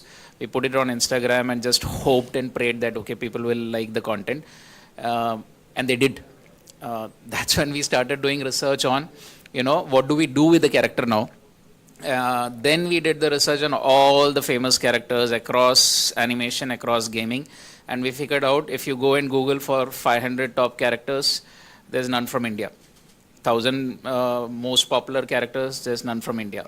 So we kind of got obsessed with that idea, why with such a long history, culture, heritage, and all those things that we talk about in our pledge and everything right from school, why we couldn't create a character which can resonate, which can travel globally, which can entertain, masses.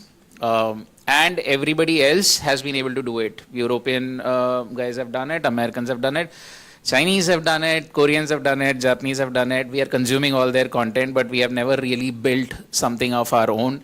Those comics that we read in our childhood, probably your generation has not seen, and the previous generation might have read something else.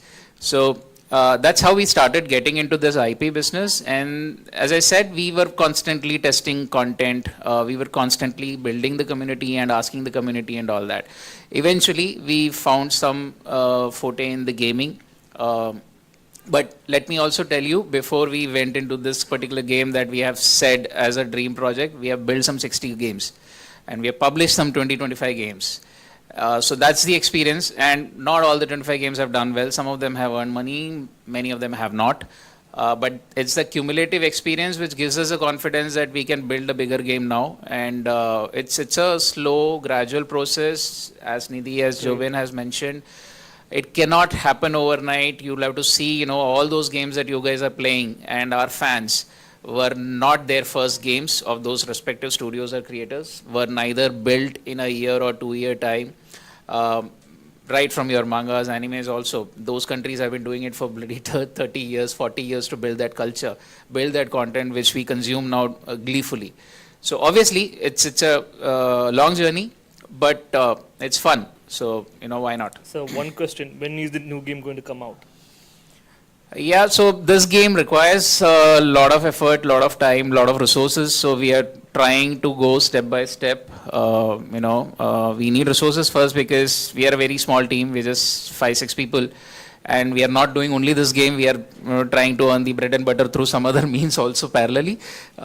So that's what I said. It's kind of a flagship dream project. It is going to take some time. So our team could join you to develop things, right? If needed. Always. We are looking, as I said, we are looking for like-minded people. So, for the flagship game that we showed you, the glimpse, if you love Indian cinema and want to create an experience like Indian cinema inside a game, and you can contribute. So that's an invitation for you guys. So let's talk about some serious gameplay. Yeah. So to Amal.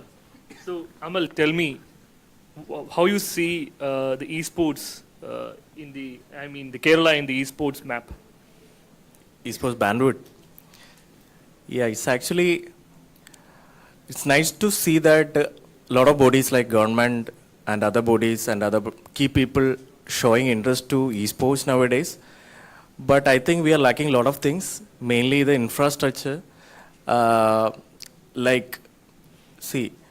my experience, it's always very expensive in order to conduct an esports event, right? We need at least 10 lakh to conduct a small event. That's what from my experience, it's very expensive, that we have to understand. And the other things, there is not enough opportunities for players to come out. Like if he's a good FIFA player, where he will go? Is there any place to know what is his guidelines? Like how he can go to national team? There is a team going to Olympics and Asian Games. Indian players are representing actually. We don't know exactly where it is happening, where the qualifiers is happening. So there might be skillful talents here, but they don't know exactly where to go, where to compete. What is the next step? We did a lot of FIFA tournaments, but we are lacking to provide them, this is the next opportunity for you. you should try this event, that event. So government and other bodies should seriously look into it. And the other part, like I said, it's the infrastructure. Like a player from Mumbai and a player from here is playing different latency, especially PC games, right? So there is a team from Kerala. They compete in Red Bull's campus clutch in Mumbai, but they couldn't move forward because if they play from here, they can't compete against the Mumbai people. So that's a big challenge for them. Great. They need, I don't know how it can be solved. No, it is about to walk towards that. We with all the support from the people, the government, startups, everything, we could collaborate, aggregate all this information in somewhere, maybe in MuPlay websites, so that everybody could. So that should be our next action item where what should be the total information should be aggregated. So that should be the next action item for the MuPlay. Thank you, Amal. That is a very good insight provided to us. Now, to Jobin. Why you choose PC over mobile? You can have a lot of audience, right, over PC? Over mobile. PC over mobile. So basically it was not my choice. It was my co-founder's choice.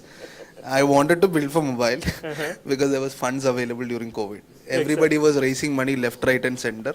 You give, after her, she worked in Play Simple. It was the biggest acquisition, $360 million. Swedish company Times Group came and acquired. Every VC wanted to do mobile gaming. And there is my co-founder. He's like, I am a purist. I'll only create in PC. I will only create games. I am not here for casual money. I am not going to do RMG. I am not going to. I told, let's do some sort of RMG. No. Let's do hyper casual. No. We'll create in PC. Then at some point I was tired of my corporate job, so I wanted to do something. So it eventually happened in PC. We didn't design to build it for PC, but we loved PC games. We loved serious gaming. Awesome. But I don't play much of mobile games. My last game is Temple Run, I think. No, that's old. So yeah, I don't play much of mobile games. Yeah. But we used to play PC a little bit. We had a Discord chat group and stuff. Awesome. So that's the question from my side. The audience, do you have anything to ask to the panelist? Come on. Yeah. Pass it.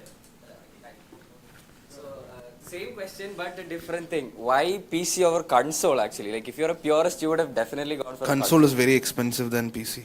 You will need to build it first for PC, then you will need to port it to console. So I built for PC. Then I need a Sony or Xbox or Nintendo to give me the devices to port my game into their ecosystem, which will take more money. First of all, we don't have developers here to create PC games. Then I need to find a developer who knows to port the game, which is again harder and more expensive. So then what about these exclusives that come around? These are big studios, right? So those studios are funded by the parent organization.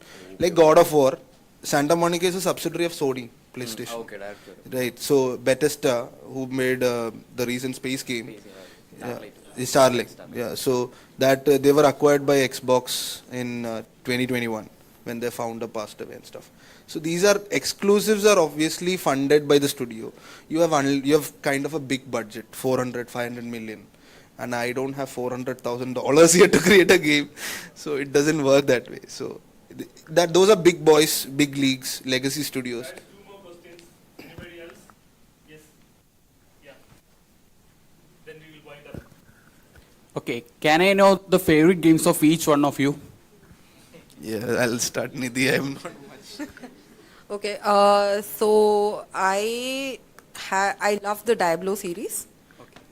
And on mobile, I am a big Supercell fan, so I've been like playing a lot of Brawl Stars and Squad Busters that recently came out.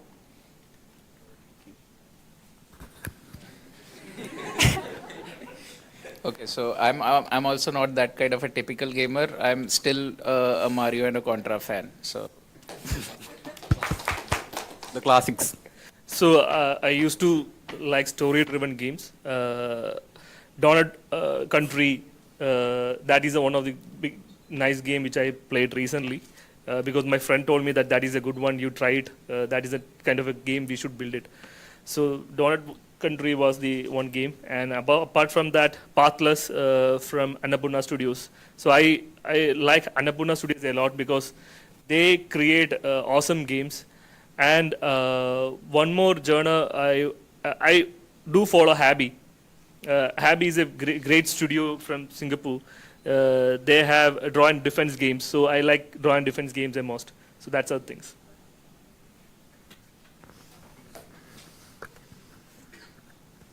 Yeah, so me with games, yeah. So since I've got a gaming laptop from my company now, so we're playing a bit of Palworld. I like Palworld. I like the whole Nintendo universe. So for the office now we've got a new Switch. So Nintendo Switch. So when we don't have any job, I play a bit of Mario Kart. So I'm trying to learn more games. So yeah, but yeah, we started with dinosaur games. So I basically, if you ask me, my favorite game is Ark and the Isle. I really enjoy the dinosaurs. So and Jurassic Park Evolution. So for me, I grew up playing. Other than esports, Yeah, that's what I am about to tell. Like, I grew up by playing 8-bit games, the very old console, 8-bit. So there is a console called Sega Mega Drive, Genesis and Mega Drive. So where we have to put cartridge and all. So that time, the graphics is like too good at that time. So there is a game called Revenge of Shinobi. So right now we can download it on Play Store or something, the emulators. So I still play the game. Actually, it feels me getting me so nostalgic. So apart from that, Valorant and Craftons BGM is my favorite esports games.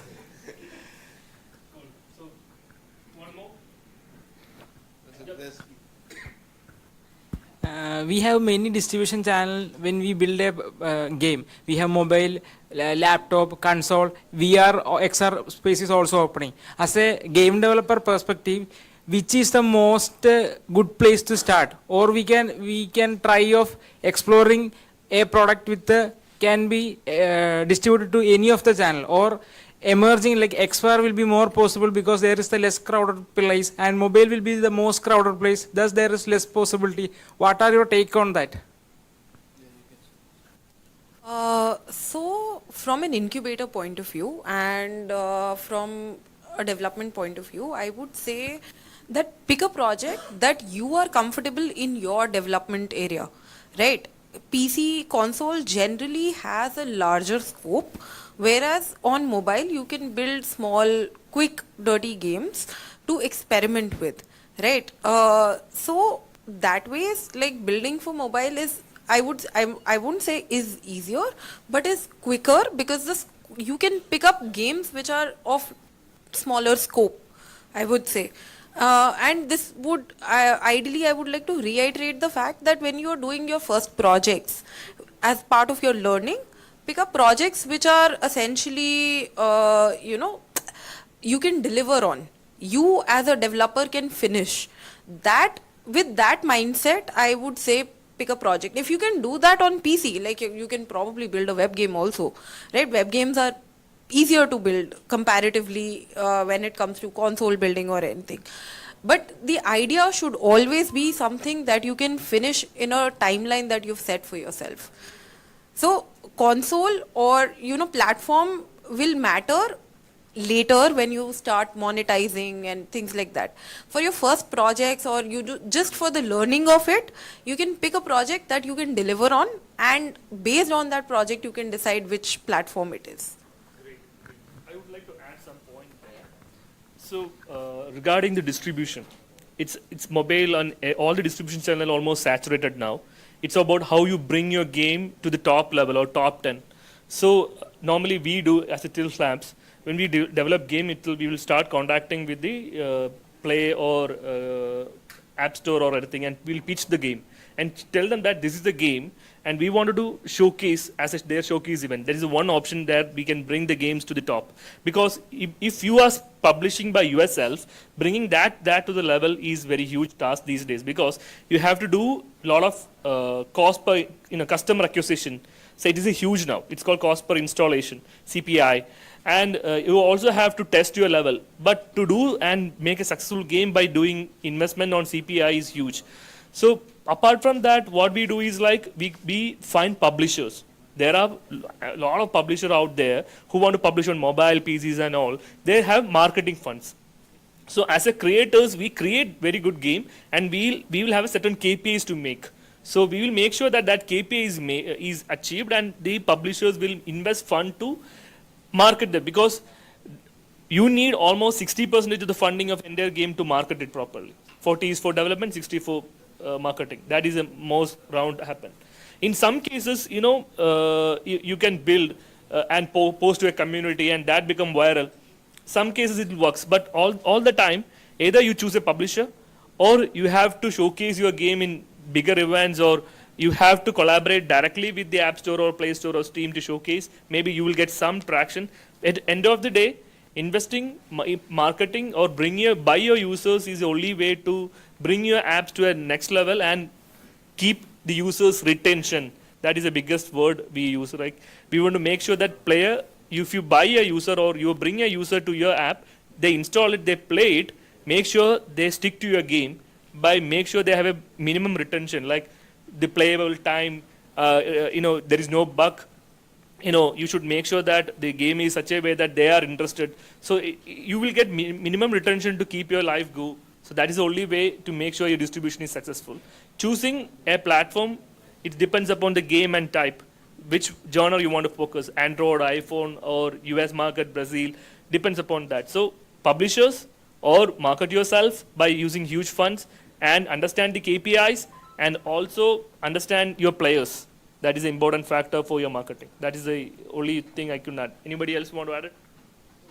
Okay, thank you. And we can take one more question. Yeah, go ahead. And in addition to that, in perspective of other industries, like in ancient, e-commerce is too saturated. Like, we need to spend lots of money to list our product in the marketplaces. Now we have ONDC like of infrastructure. Can the near future in gaming and content or any interdisciplinary domains, we need a similar kind of public infrastructure to make these content more visible and accessible, also to be more secured, like things. Like, we have smartphones there, any kind of transaction can be done in UPI. Can esports can be incorporated with that apps kind of thing? Yeah, microtransaction, all things are now most of advanced in mobile, and even we can do the ONDC stuff, and we can have a separate private marketplace for Android or PC or anything, and connect these interconnected transactions to make it. So it's all up to you guys.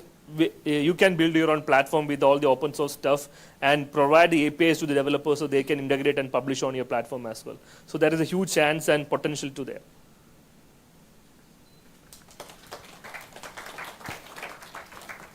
So finally, if there is no more question, I want to ask one more question to Deepu. See, what's next? Simple and humble. So where we are going next?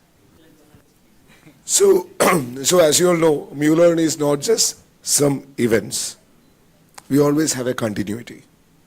And MuLearn is setting up the continuity path for any interest group that we start. And here for esports gaming, that is, we are starting an interest group here. So it has a 3-layer protocol that powers continuous learning for the people and give them direction and opportunities. So first thing is setting up the stakeholders and have a stakeholder meeting. That is how we start any interest group.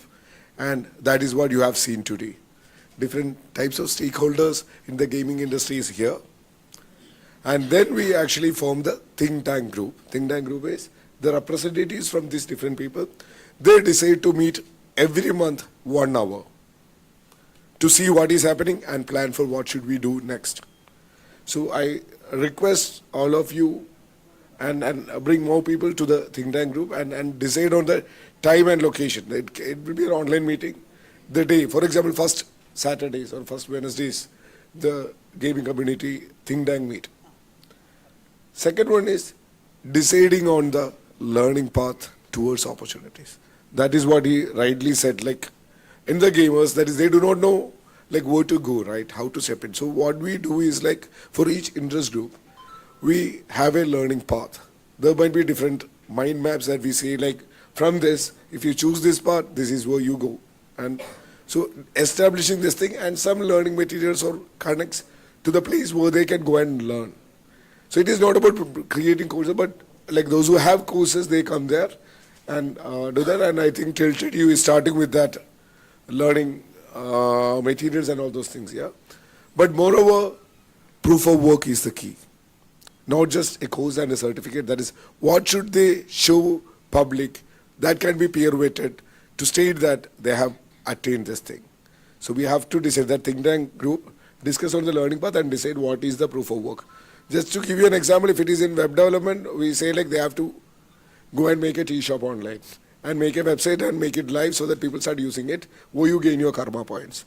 So similarly, in this verticals, what is the proof of work and define on the karma points on that. And then the opportunities and have a event path. We already have the simulation.gg that will be the competition that actually people come together on an annual basis and celebrate this interest group. One more point, each interest group normally has an impact project. So that these people who come there, they will come and work together towards that. And MuLearn is also a game where we want to measure all these metrics, the retention, all those things inside the game, and eventually build the Muverse.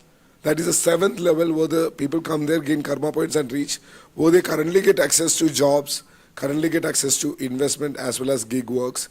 We want to make all the karma points, all the badges, all the skills that they gain, that as their superpowers, and play a game once they reach Muverse, where 3 different verticals compete within each other.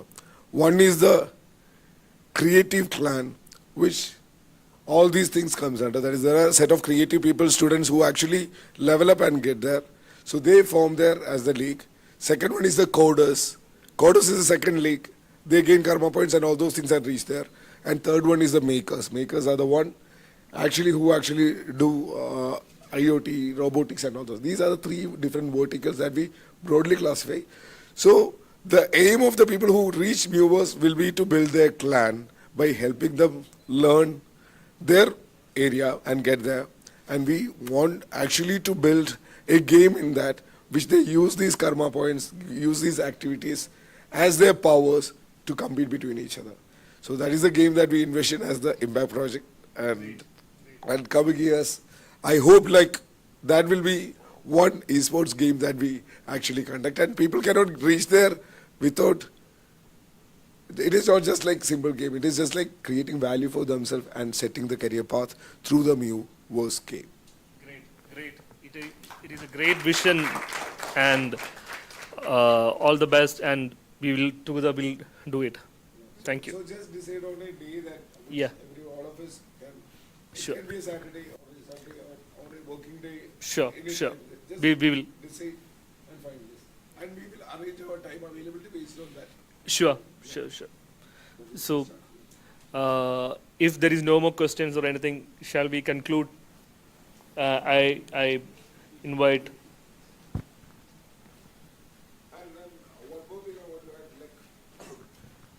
Anuma Piga, the CEO of Startup Mission, he was supposed to be here, but unfortunately the minister had a meeting with him at Kottarakara, and he was insisted he has to be there. So he sent the apology.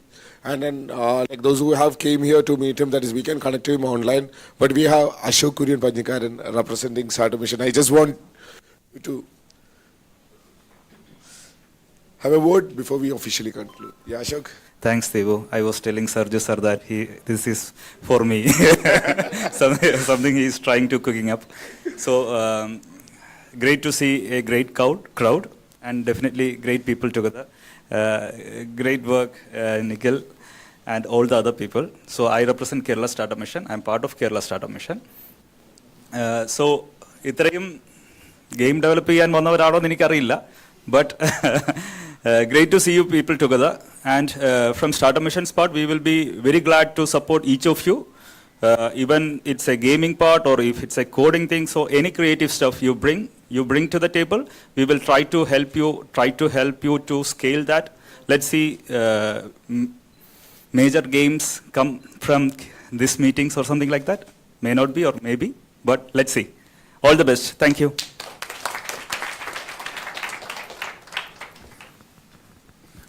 So I have nothing written in the script for this part. We have a doubt? Okay, we have one more doubt actually.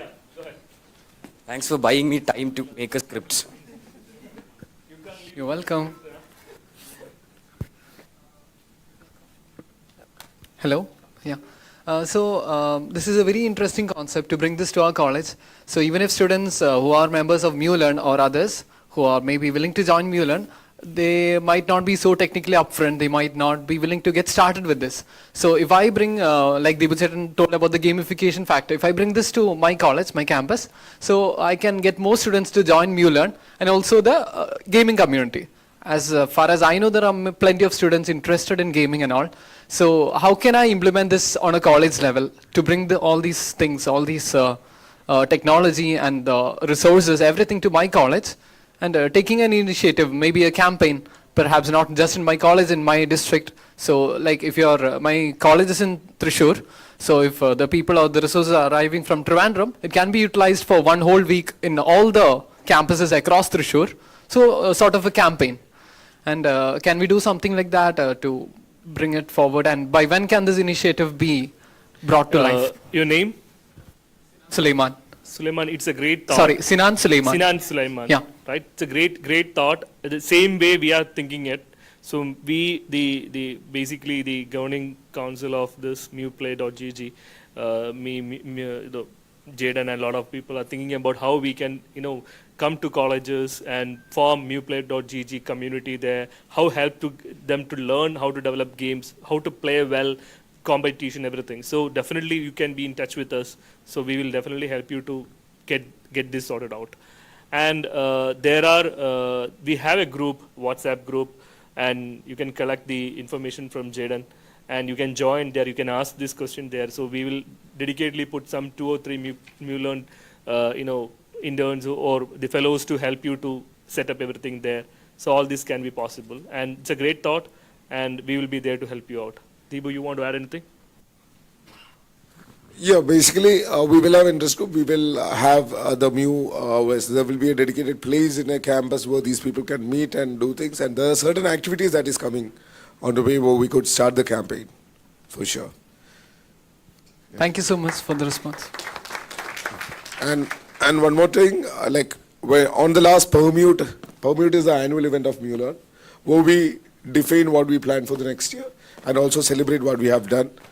So on the last Permute, we decided we will have a esports club, and today I'm so proud to have all these people here to grace us for that occasion, and it is a great way to launch the esports thing. And I humbly request all of you to be part of the MuPlay.gg governing council, so that we can plan and do things together. Collaboration is the main, and then having the conversation together is also. And so I invite all of you to be part of the governing council of this. So we invite anybody who wants to be part of this council and wanted to help us to set up here, and their job is done by that fantastic team from the top to bottom. Everything they did by themselves with the resources they have. So great. Over to you.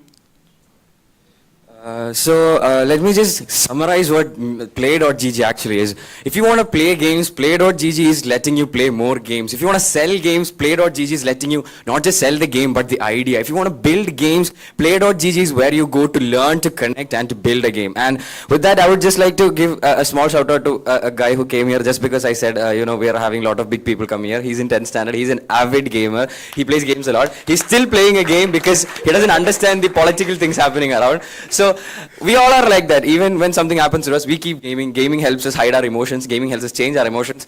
One day, what if gaming revolutionizes the world? Like literature revolutionized, French and the Indian Revolution and stuff. What if games start revolutionizing India? So I don't know what's going to happen next, but this is us winding up. Before we wind up, I'll play a short video about a book that's been written by Sir here. So I'll show a short video of it. So please. So, Deepak, please come. You want to say, because he is actually creating a legendary comic series and which can be something that we can be proud of in future. So whenever we do something, we want to aspire building something towards the globe, not in a local game. So he's someone who has big dreams. Yeah. Hello, I'm Deepak. It's very simple. I want to be a filmmaker. I want to bring some Kerala, basically. So what I did is I know how to draw, and I met my my working partner, Mr. Manu, who's actually the creator of Manjadi, Pupi, and Katu. I know you are all grown up with that, and we both are actually great fans of Asterix. That we later found out that, and like if Gostini and Uderso can put out an Asterix and Obelix, why can't we tell a story from our backyard? Yes, I mean truly from our backyard, because there is a comic book, like he said, there is a table outside and there is a comic book on it, and it is not just a comic book. It will be a movie, I hope, fingers crossed, and there will be games coming out from it one day. And the whole concept is all about our pepper, the pepper trade, and the legendary salt, the spice trade. And so that's it. Enjoy the book. I bought very few copies, like 20 copies or 30 copies out there. And yeah, that's it. There's a small video about the...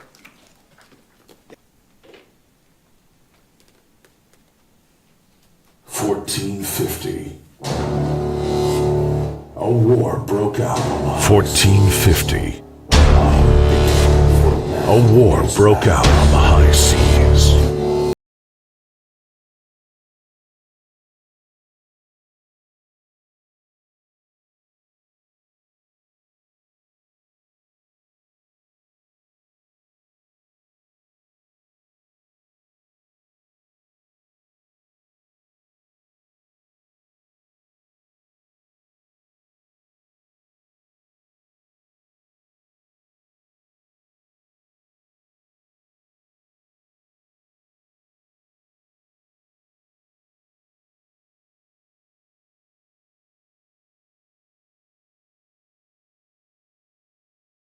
The Winds.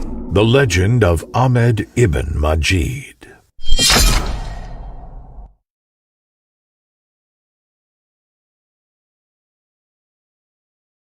Remember the time you paid your first video game? First ever.